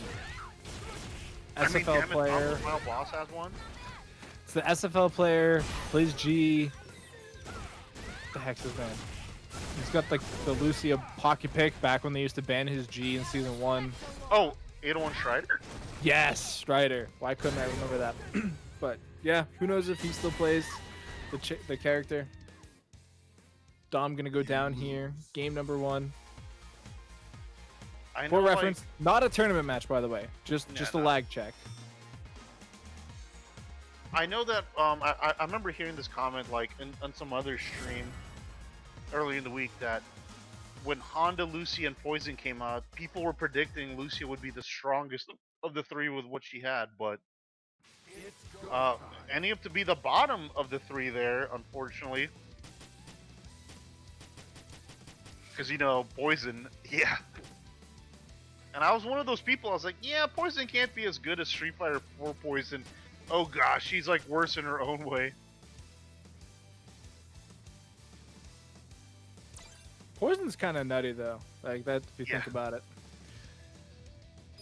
I'm kind. Wait, wasn't Dan supposed to be out by now? Is that a thing? They just said winter, but it's supposed to be February, I think. Okay. Yeah, winter in New England's so weird. At least in like Massachusetts, like we've had snow, like by now, but it hasn't like snowed. Which from Florida, I know you don't know what I mean, but Yeah. it hasn't like we had one storm in October, which is definitely not winter, and then we had like a smaller storm. I think it was beginning of December, but like since then, like we haven't had like snow. Like it's still like bare outside right now, which in a way is good because shoveling sucks ass, but in a way it's also bad Feeling. because it just doesn't feel like winter. It just feels like blah because everything is dead, everything is gray or just like dead colors. Like it's not good. At least snow makes it like a different color. But Unfortunately, the only snow that we have in Florida involves being snorted, unfortunately, so don't know about shoveling, but it looks cool. Round one. Fight. oh boy, it's, Hey man, we got Florida man, Florida woman, and they come from other Florida man, Florida woman. It's crazy here. it's very true. It's like jackrabbits, but But yeah, it's been kind of a weird winter. So actually, it's been about 2 or 3 weeks ago. It was pretty cold for the area. I actually went kayaking one day, and there was water that collected from rain 2 days before, and it was completely frozen my kayak, which is very rare in Florida. So kind of interesting to see that here. yeah, I didn't realize it could freeze in Florida, to be honest. But Yeah, and it's funny because where I live, it probably freezes. It goes below freezing once a year or twice a year. And you see all the old people that really care about their plants put like bed blankets over their plants to protect them. Like, oh, my petunias! oh man, goddamn snowbirds. Oh, it's terrible. Like, can't you guys just keep them up there? No, you keep. Florida is the old person state. You get crazy Florida man and everybody's grandparent. That is what you get for living in Florida, with the occasional crocodile. But like, But it's like we get the worst old people. Like, you guys keep the cool old people. We get the worst ones. that's fair. I think Like- that's okay because you guys also get like Disney World. Yeah, but Disney World's kind of whack too in its own ways. Believe me, when you have a ton of your adult friends that are somehow still obsessed with Disney World in their mid-30s and they act like it, it's definitely really weird. I've only been to Disney when I was a child, so I know the type of person you're talking about. But People who go every weekend. There's Which- legit people who vlog about it. yeah, I mean, like, all right. So if I were to go to Disney World now, I would definitely vlog. But A, because it's like a $70,000 trip basically, and B, I'm never going to be able to afford it in my lifetime again. But this is tournament match, folks. This is indeed live on your screen. And so it is going to be still, I forgot the score. It's been so long. It's 2-0 Profit in this winners finals. Excuse me. It's been so long I completely forgot. Winners finals. Winner locks in a spot in grands. Loser goes down to losers finals. Yeah, and even though Mena's having these secondary characters, you definitely, hey, if you're Prophet, you'll definitely take those, you know. Instant grand finals, I'll take it any day, but Prophet looking very strong here. He was up 2-0 for a good reason. Whoop! From quarter screen to wake up uppercut, still hits. Yeah, it just barely gets clipped, but it does delay the pressure from Prophet. Gonna throw it out. Oh! Meta just jumps on the trap. What a conversion there. I don't think that's easy to do. I can't say I've seen another guild do that. Somebody landing on the trap and then just being able to convert off it. And shoutouts to Dom on that OS. My keyboard, Lucia. I love it. But yeah, it's now set point for Profit. Only has about a half HP bar to burn through for their grand final spot, and it's getting lower every single second. Here we go. Mana only has about a quarter health, but he's trying to make the comeback here using all his V-Trigger. I think this is going to be it, guys. She has very little health. CA? Oh wait, no, look to the wrong Oh, side. no. Oh, I called it just the wrong player, and it is going to be the 3-0 for Profit to lock in their own grand finals position. Yeah, but you know, even though this character is definitely not high on any tier list, man, this character to me is such a joy to watch. It's just so entertaining.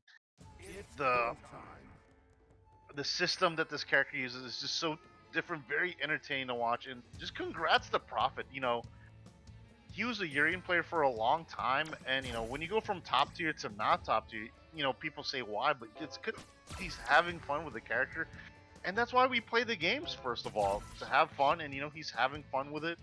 So good stuff to him, making it work out, putting the time, it's worth it here. So congrats, he's going to be sitting pretty in grand finals. Yeah.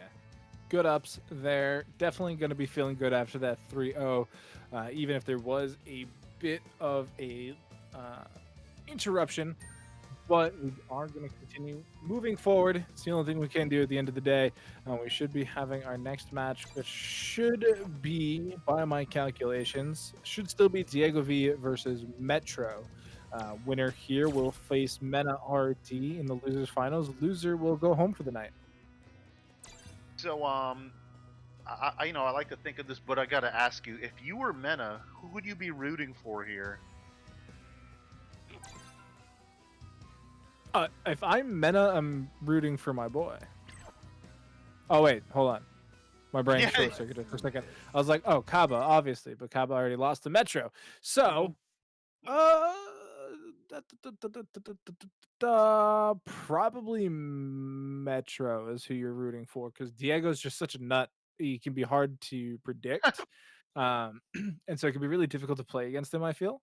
So definitely go for the more predictable of the players in being Metro M, even though they may play a very unpredictable character in Vega. But I just think Diego's too much of a wild card, really. Interesting choice there. So we have the two, as they say, you're such an online insert character. So we got the best of the online, can I guess? Apparently, the best of the online Vega. You want to use those terms. It is online. They are using these characters. So we're gonna see. I know. I see a prediction in the chat. Mena winning this. We're gonna see. Prophet looked very good. Yeah, it's definitely a bit of an OS to call them online characters, even if it is technically the truth. We are in an online world and we are playing characters on the internet, but he is going to get clipped by a bunch of fireballs here. Tough life for Metro. Does have to find a way in at some point, but Diego's just so good at keeping him out. I never realized how long the sword is in that costume until now. Jeez, that is outrageously long. Yeah, I believe it's the longsword, which is even longer in Monster Hunter visually.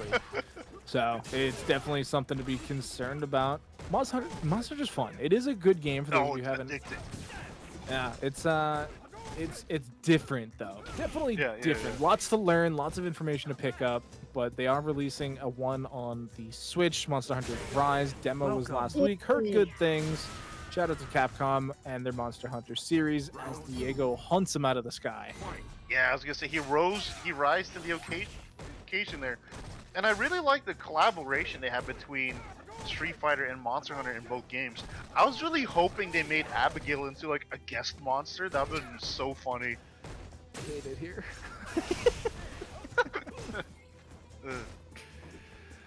Marvisto the IDOM Slayer. Interesting. But we are going to have to see that at some point. Claw broken. Mask soon to follow. There goes. But jeez, Vega looking like an anti-masker going down here. So, Diego looking pretty strong. I don't know how this matchup normally goes, but out of all the sets that we've seen Metro M play tonight, that he kind of looked the most lost in that Round one. Yeah, and that's the specialty of Diego. He's just so unpredictable, even for an unpredictable character. Like, you never really know, is it going to be fireball time? Is it going to be oppression time? And, like, this is what you have to break out of. Is this, can oppression? He's just going to keep you locked in this corner, push all the buttons on his, I actually don't know if he plays pad or hitbox, but either way, there's buttons being oppressed, and you are finding yourself locked up, but he finds his way out this time. I think it's so interesting when you think of like the different regions in the world and like their preferences with stick, pad, or hitboxes. Like in the DR, they all play on pad, but like I know like in the north, it's most people are on stick. That's just kind of interesting. Hitbox, Master Race. Yes. Join us, folks. Have you seen the snack box micro? That thing's sick. I want one I, so bad. I use the regular snack box, so I can't wait to try one in real life. I'm not gonna get one, but I do want to try it though. I feel like it fit in the back pocket of my jeans. I know it's so But- sick. What a great idea. Let's just make a hitbox, But smaller. It's so great for us traveling players as well who just need to slap it into like the laptop sleeve of their backpack and go.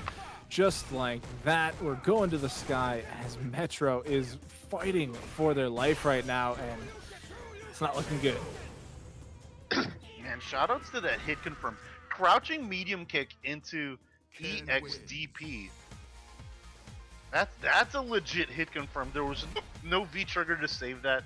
He legit hit confirm it from crouching medium kick. That just shows you how solid Diego's game is. It's very strong, and we have one game more to find out if Metro can break on through. We do have to find out what they can do. You just sit out and break your $200 stick. That's very true. But that maybe you just get the metal bottom plate to make it the heavy version and hope it doesn't break that way. Yeah. I mean, the regular snack box feels pretty indestructible to me. Like I could like throw it in like a bag and travel with it. It feels pretty indestructible. Oh man. Speaking of indestructible, he's got those long claws coming on through. The armor though standing up nicely for Diego. Still in the life lead. No, he's not. I got confused with the sides. Back throw. Oh jeez. Oh. Big hit confirm. Only needs one more. That is so hard to deal with. You're trying to think of trying to find an opening, but Diego's not allowing you to breathe. No, that's what he does. He's Ken. He's got to oppress you. He's got to push these buttons. He's got to make his game plan the only game plan. And Metro's been the unfortunate recipient of said plan. And this is the first life lead they've had in a minute. Definitely Metro trying to hold on. So this is the loser side. The loser, this is done. Dunzo. They go home. Winner. Mike Ross plays. I mean, winner has to play Mena. Who's the real winner here? Exactly. It's kind of like the first Alien vs Predator movie. The slogan for the movie is "Whoever wins, we lose." Not us, of course. We're the spectators, we're the viewers, and we're winning no matter who walks home at the end of the day. And Definitely. look at this, they're trading HP bars. This is a very slow round from both sides, but Metro just hanging on to this life lead for now. Oh, target combo. Okay. It's slipping away, Jocks. It's falling apart.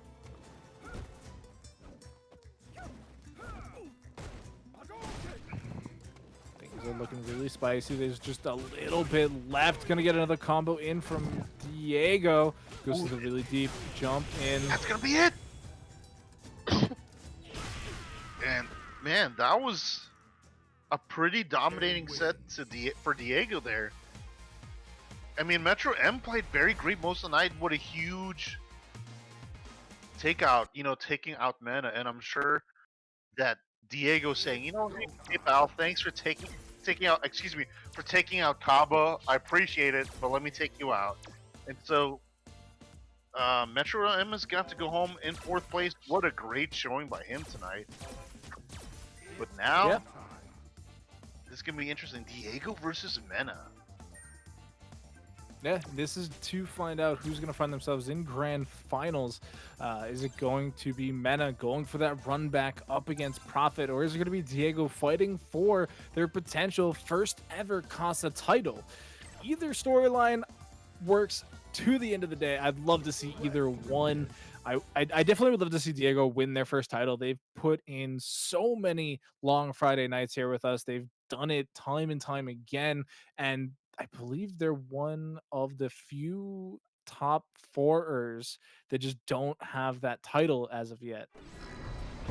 As of yet, but it is 2021. It is a new year, a new administration, new everything. This is his chance. Yeah, I mean, they've fallen even Moons and Marvisto both have titles. I actually is Diego the only LI that does not have a title. I think that might be the case, and they're putting in the work right now. Holy. Holy How is can you right. join? Mena getting demolished in the corner here. Just the corner game of just Diego looking so strong. Yeah, we are going to get the activation here from Mena. Doesn't quite get the link past the fireball, though. Only has a bit of HP left. Any hit will do it from here on out. Oh, and the jab will take it. Round 2. Fight. Man, I can't wait to see the LI guys compete offline. Will be a good show, I imagine. And even if they all lose, that's when the party really starts. Oh man, he just dropped the heel on him, put Mena back into the dirt, but they're gonna bust out. Trying to bust out here is Mena with no resources, so he's gonna have to build some up here. But Diego, oh, looking so strong with a great EX uppercut. Gets the back throw too, keeping pressure on with double EX fireball and follows it up nicely with a couple more. Do get the side swap, the reversal twice in a row again. Holy. If I was Mena, I am mashing on character select. Not that idea did not work out, and this is loser side, so no more playing around. This has to be serious. Back to the lobby. Go time. There's now we are in the battle for second and at least the battle for at least third place here. So money is definitely gonna be had by both of these players, but you know, one more than the other for sure. So what character are we gonna see? Are we gonna see the character that won Capcom Cup with Birdie? We're gonna see Abigail, Boxer. I mean, anybody is fair game. Cammy? I think you do kind of need a reversal option against Diego. So I imagine it might be the Karen again. It might be the Cammy. Pain. Abigail. All I Love know it. is pain. I hate this character, but we're gonna be heading into it regardless. Lots of big damage waiting on the screen. Just gonna bust through that fireball too. This should be an interesting one because I've said it before tonight. We really don't see Abigail pretty much ever here at the Casa, and that's surprising because we get Falks, we get Kens, we get Ryus, we've had Eds. Like we just don't have Abigails. Yeah, I just think a bit of them don't really compete on this time of the week. I mean, I know that this character is definitely a top 10 character if you would agree. But I think the best players in the States, you know, Cool Kid was one of the best in the world, you know, kind of stopped playing the game at the moment. So not many representation for how good this character actually is too. Diego has the read on these flexes, just jumping over them every single time, but tons of damage, tries to beat the guard break with the EXDP, and it just doesn't work. As weird as it sounds, that was one of the situations you gotta take the guard break. Round 2. I don't know. I think he's dead either way there, unfortunately. But shoutouts to Metro M for the fat raid. We love to see it. Congrats on making it so far into the tournament tonight. And we look to see you forward next week. Yeah, just great showing, Metro. Shout out for the raid, man. Love to see it. And now Diego still in the life lead once again. Yeah, if you got the health to spare, it's most of the time it's way better to take the unblock the guard crush because it doesn't do much damage. Oh right, the scaling's better. I didn't even. Yeah, think it's about really that. bad. Good point. That's why we have you here, Jocks. Here we go. We're gonna get activation. Oh, gets the roll to keep it going to EX grab. This is- Tons of damage. Actually, stunned? almost dead. Not quite stunned. Oh geez, I was expecting command grab there. This is definitely a different outcome than the other characters. Whoa! Wait, punish. Oh, with Yo! the press. That was insane. I think Mena was expecting the tick throw there, which is why he pressed a button after the block normal there. Marviso just going for little frame traps, and it's working. I can't believe he DP'd over the tackle. It's just insane. Oh no, he DP'd again. Oh, drop this combo. It- I think he wanted the double stand medium punch counter hit combo, but not working out for Mena. Yeah, both players trying to swing out. Does tumble over the fireball, keeps the pressure going with the EX Abigail punch. Doesn't quite have the activation yet though, but doesn't even need it. Good meaty in that stand medium punch. You'll have lots of time to confirm it. It's so plus. But great stuff by Mena. Definitely way better choice so far working out than Karen. Yeah, so it's only 1-1 so far. It is just going to run it back though. Diego probably not going to character swap. I know they've played Ryu in the past, but I just don't see that happening. I think Ken's going to be the whole way through. We get the crush too. One more for stun. Yeah, the one thing that Ryu does have again versus Ken is that Ryu, if it's not a true meaty unblockable, he can actually parry the guard crushes. That's about the only thing. Oh man, it's just so much damage every time Abigail connects. Nice little target from Diego though, bringing him all the way back to the corner. Oh, I like this Mena gets active. Oh, he could have grabbed that reversal. Let's get the tag. Oh, it's so much damage. I think this might kill. Yeah, this is gonna kill. That was the worst thing I've ever seen in my life. That was just absolutely horrible to watch. He took the guard crush. Either you take the guard crush or you jump over it. Yeah, You jump over it, or you can try to grab it. It's very hard, but you can grab it because the hitbox is so big. Yeah, I mean, that's the second time he's tried to EXDP that, and it just unfortunately hasn't worked out either time. He's going to get the stun here. Still a little bit of HP left at the end, though. Oh, he gets the reset! I think Diego is starting to feel, man, a little bit of confidence in this matchup is what he needs. Chat calling Diego a greedy whore. Love to see it. Oh, talk about greed. Goes for the EX wake-up option and loses a third of his HP bar. Says, you know what? I got more cash. Let me spend it more. Oh, jeez. Keeping the pressure going. Doesn't quite get the air-to-air. Grabs the V reversal, though. Yeah, great reactions there by Diego. Oh, this is good damage. Great, Nope. great follow-up. No activation. Gets the back throw, though. Activation on the table for Marvisto. Probably seeing that incoming. Oh. Isn't it? There it is. Gets the EX Fireball. Activation. Not quite dead, though. Gets side swapped with the Tatsu. Oh, that's exactly what you can do. You can grab it, folks. Diego's listening to commentary. Okay, that'll be $19.99. Cash App is dollar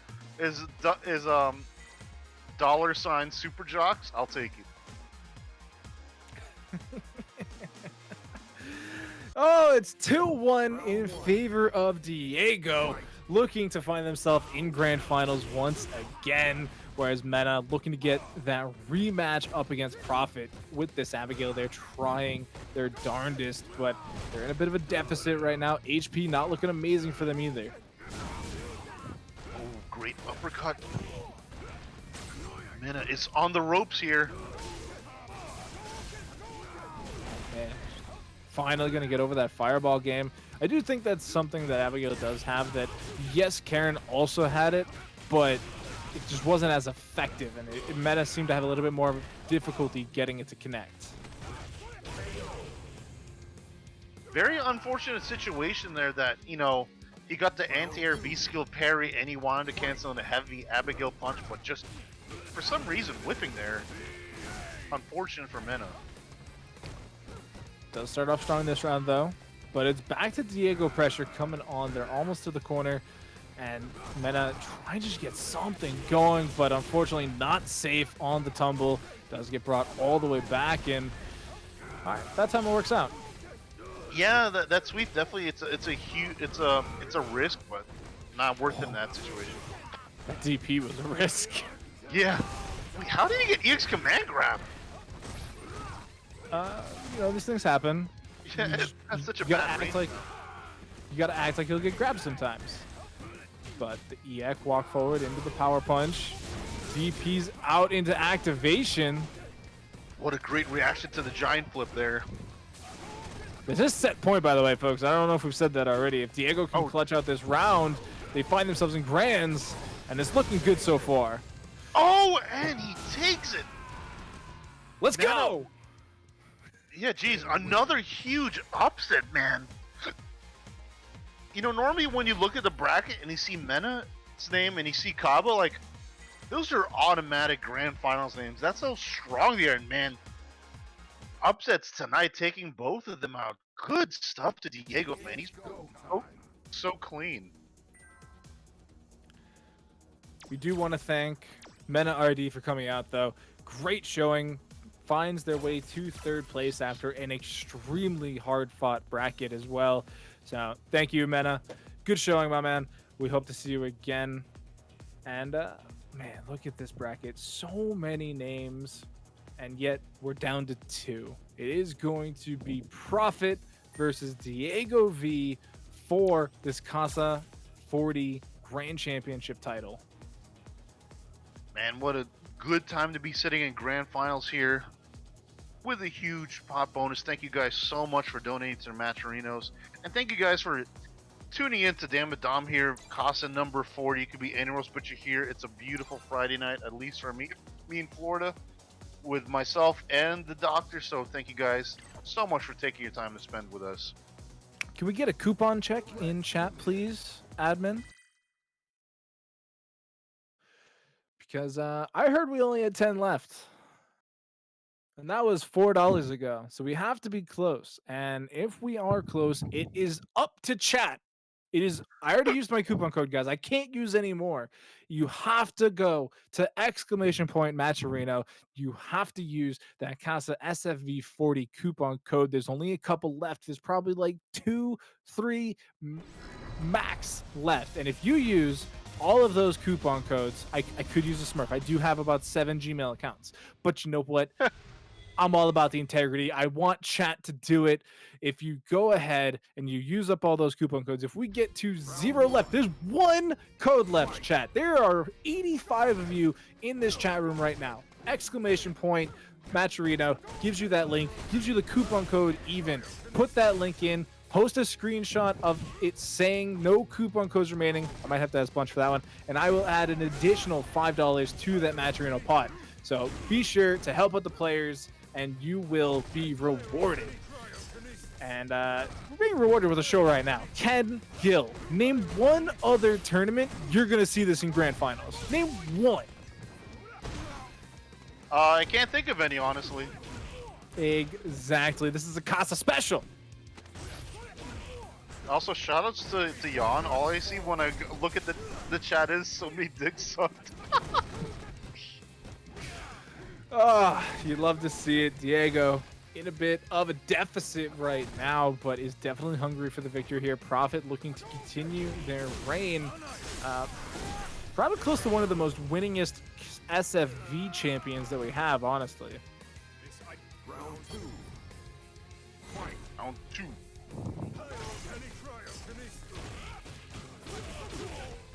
Nice little jump in there from Diego.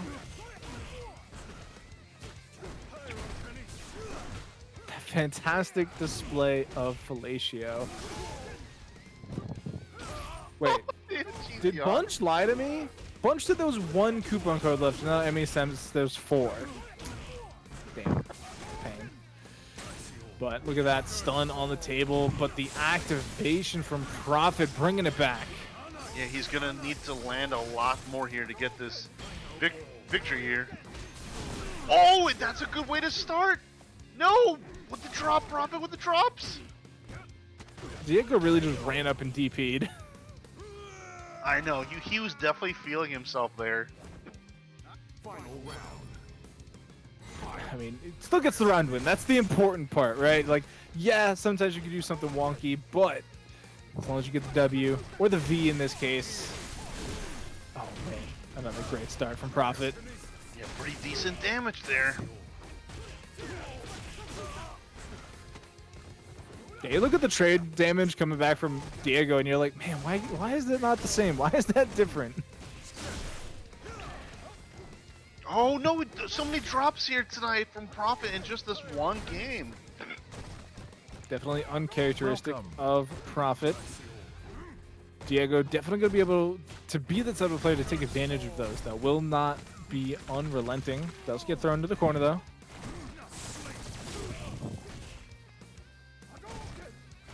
Okay, Prophet trying to display a little bit of patience here.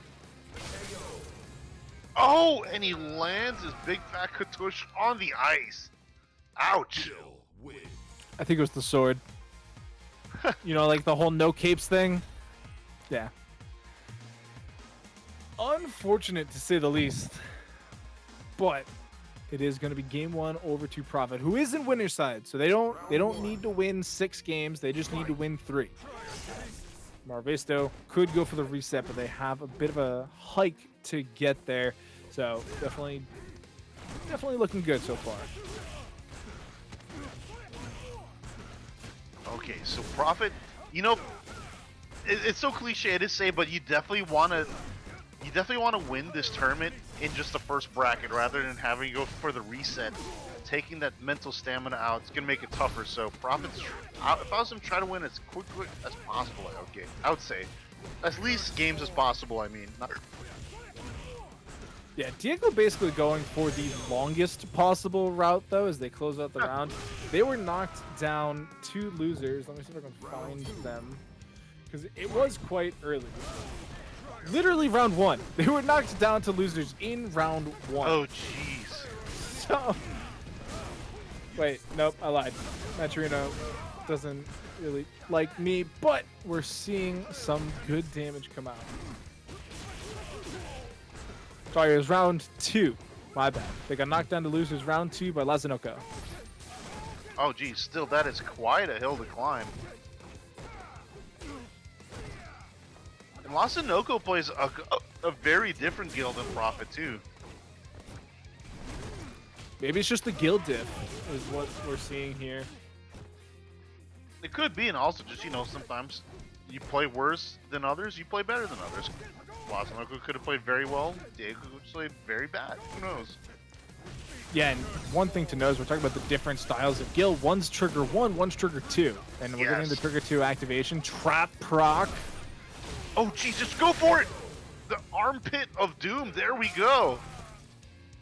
You know, Gil showing off that extra cool deodorant, alright. Oh, man. Oh, it's not looking good so far for the chat. They're trying to figure out who's going to win. They're putting on the side bets. They have money on Diego. And don't we all? Prophet, though, putting up a good lockdown here. Oh, big hit confirmed by Prophet, and he gets the status change. Burning down. Nice and burnt and crispy. You can see that gray life increasing no longer because it's just simply gone. Oh, here we go. There's the start of something for Diego. Back throw to the corner. Forward throw to the corner. Forward throw to the corner. One. Oh, he was going to go for... How many in a row was that? He's still going for it. I think this is going to be enough if he doesn't drop it. Oh. Ooh. Lots of scaling, it would seem. Interesting. Arid works as Prophet, and he is up 2-0. Bro. That was like max range. Yeah. Oh god, that's painful. I am actually curious what Diego was trying to do there, because that was literally like last pixel range. There was really not much room to go.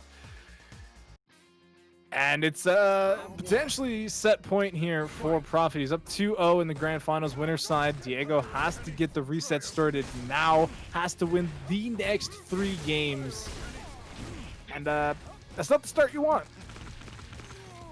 Man, so are we going to see a really stacked bracket won by Gil?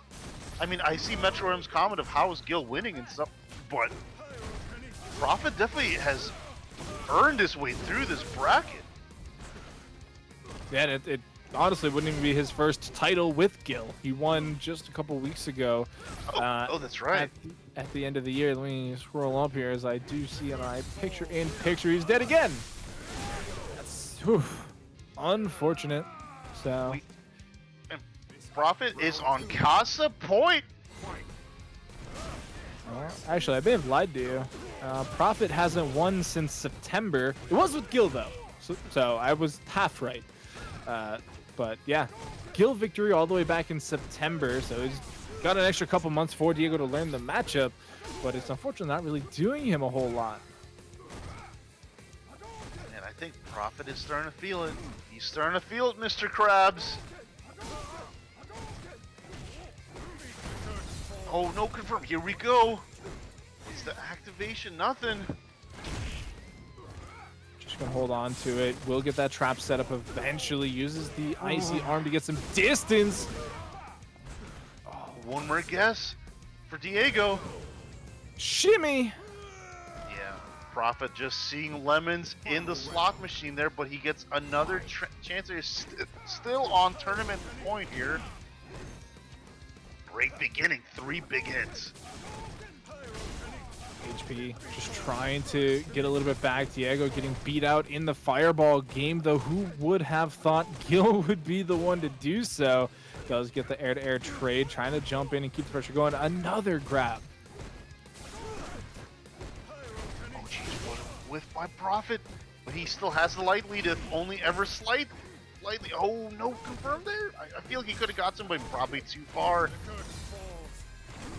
Activate on block. Throws out the ice branch. Does get connected on, though. The Tatsu whiffed! Oh, no! Oh, are you serious? This is going to be it. Big boy damage. Let's go. And there you have it, folks. Prophet is your champion. Casa number 40. Yeah, congratulations to Prophet taking it 3-0 over Diego V here in the grand finals. No need for a Shin finals, and that is going to be Prophet's first Casa SFV victory since December, where they won it with Gil as well. And we do want to give a shout out to everybody in the chat who raised $211.25 for our players here tonight. Used up all the coupon codes, followed all the sponsor quests, and you guys put in the work. Good shit. So, Doc, I gotta ask you, have we What's up? returned to Harmony? I mean, I'm not harmonic, but Yo, somebody shoot him. All right, cool. Yo, shout outs to everybody. Yo, look at that handsome ass motherfucker. You know what I'm saying? Look at that handsome ass motherfucker. man, did you lose your job bunch? Cause it's a bit of a downgrade there. Gotta be honest with you. Fuck up. You know what is a downgrade is these resolutions that my man's trying to pull off right now. Holy shit. Pro streamer over here. Anyway. Yo. That was a lot of records were broken today. Which is totally dope. I'm fucking exhausted. But I would do it all over again, just different ways. But I would definitely do it all over again. Yo, shout outs to all the players that came through. I love y'all. Yo, Volume 40 is OD, mad players. One of the biggest Street Fighter brackets to date for Casa. Definitely the biggest Guilty Gear bracket that we've had to date. And we're only like 4 brackets in, so like I'm super excited about that. Sick. I hope we keep getting people to continue to come through. I hope, I hope we continue to have numbers like we do for our match arena. Please keep supporting us. Please keep using these coupon codes. They're free money. All you got to do is type in the coupon code that we give you, and it benefits the players that you like to watch, that you love to watch. They come out for this money. So just you do the sponsor quest, do the coupon code. You know, if you got the bread, please contribute. Just none of this money goes to my staff. None of this money goes to me. It goes straight to the players. Like if I don't pay them tonight, in like 2 days, they're gonna nag me about it, and I more than happily oblige them and I make it happen. And on Monday we're gonna do it again. Well, not this Monday. We're gonna explain why throughout the week, why we're not gonna have a Maturino next week. But um, please continue to support us. Um, on a less lighter note, um, I definitely want to take this time out to give my prayers and condolences to a fallen community member, um, Henry Tapia, aka Henny, um, Tekken player, uh, was murdered. I see uh, a lot of people trying to be polite about it by saying he passed away. He was murdered by a racist. So let's call it, a spade a spade. There's still bad people out there, but continue to keep people together. Like we do, how we meet up every Friday. Keep your family members and your community members together. Check on your friends. Make sure they get home safe. All that beautiful stuff that we used to do when we were offline. Make sure that happens still today. Make sure all your family members getting home safe. There's nothing wrong with saying, "Hey, I'm home" after the day, because we definitely want to hear about that. Also, prayers and condolences to Dinka Diaz, who lost his father. Um, I think about that a lot. If or when I have to deal with the fact that, like, I lose my father, I don't know how I'm going to manage. So I can't imagine how he's dealing and how his family is dealing. So please keep your thoughts and prayers. And I know that there's GoFundMe's for both of those members. So please seek those out. Um, we will be dedicating Casa 41 to Henny. Um, because this is a New England based group, so we want to support and show our love for a fallen community member, a fallen brother. So we will not be taking money, but we will be suggesting and pointing all of you to the Maturino. God damn it, the GoFundMe that has raised him, I think, like $70,000 for his family. So please keep putting money in that. Um, I think we can even combo it with Danka Diaz, man. Like it don't make sense not to. So please, please, please support that. The same way y'all support us, please support them. Uh, like for real. If if money is the motivator for you to come to my tournament, I regret to inform you that next week is not the one for you. Um, we're literally doing it in remembrance. So yeah, it's a somber time. I'm not here to make everything sweet. Life isn't always sweet, but we got to be here to pick each other up. So I definitely wanted to get that message out. But yeah, back to the lighter side, guys. Thank you guys. Uh Dom, Dink, streamer gods, Gang shit. gang shit all day. Um Jocks, Doctor, CMOS, Thomas, Dormancy, Liston, thank you. Like always, every week. Um, Emily holding it down. You solo Wonder Twin this week. Um, the players, thank you. I'm about to start crying. Hold up. Yeah, I think that's it. Yeah, I'm not even gonna go too deep into it. Like, yo, support the FGC, support everybody that does this shit day in day out. People actually trying to make careers out of this shit. Please, please, please keep supporting. I love you all. Please be safe. Please mask up. The faster we mask up, the faster we get vaccinated, the faster we can get back to the real shit that we like. Being together, playing outside. We could actually do that if we get the fuck up and stop playing around with this shit. People are actually losing their lives, like Danka Diaz's father. So keep that in the back of your head whenever you think that it won't happen to you. And we lost Blue Jay last year, a Marvel 2 player. So don't think it can't happen to you, bro. All right, I'm out of here. Enough preaching. I love y'all. Goodbye. And with that, we are going to close out our tournament here, folks. It is going to be the end of our Casa SFV 40. We want to thank you all for tuning in once again, and we look forward to seeing you here next Friday, same time, same place. Twitch TV. See you guys. Stay safe.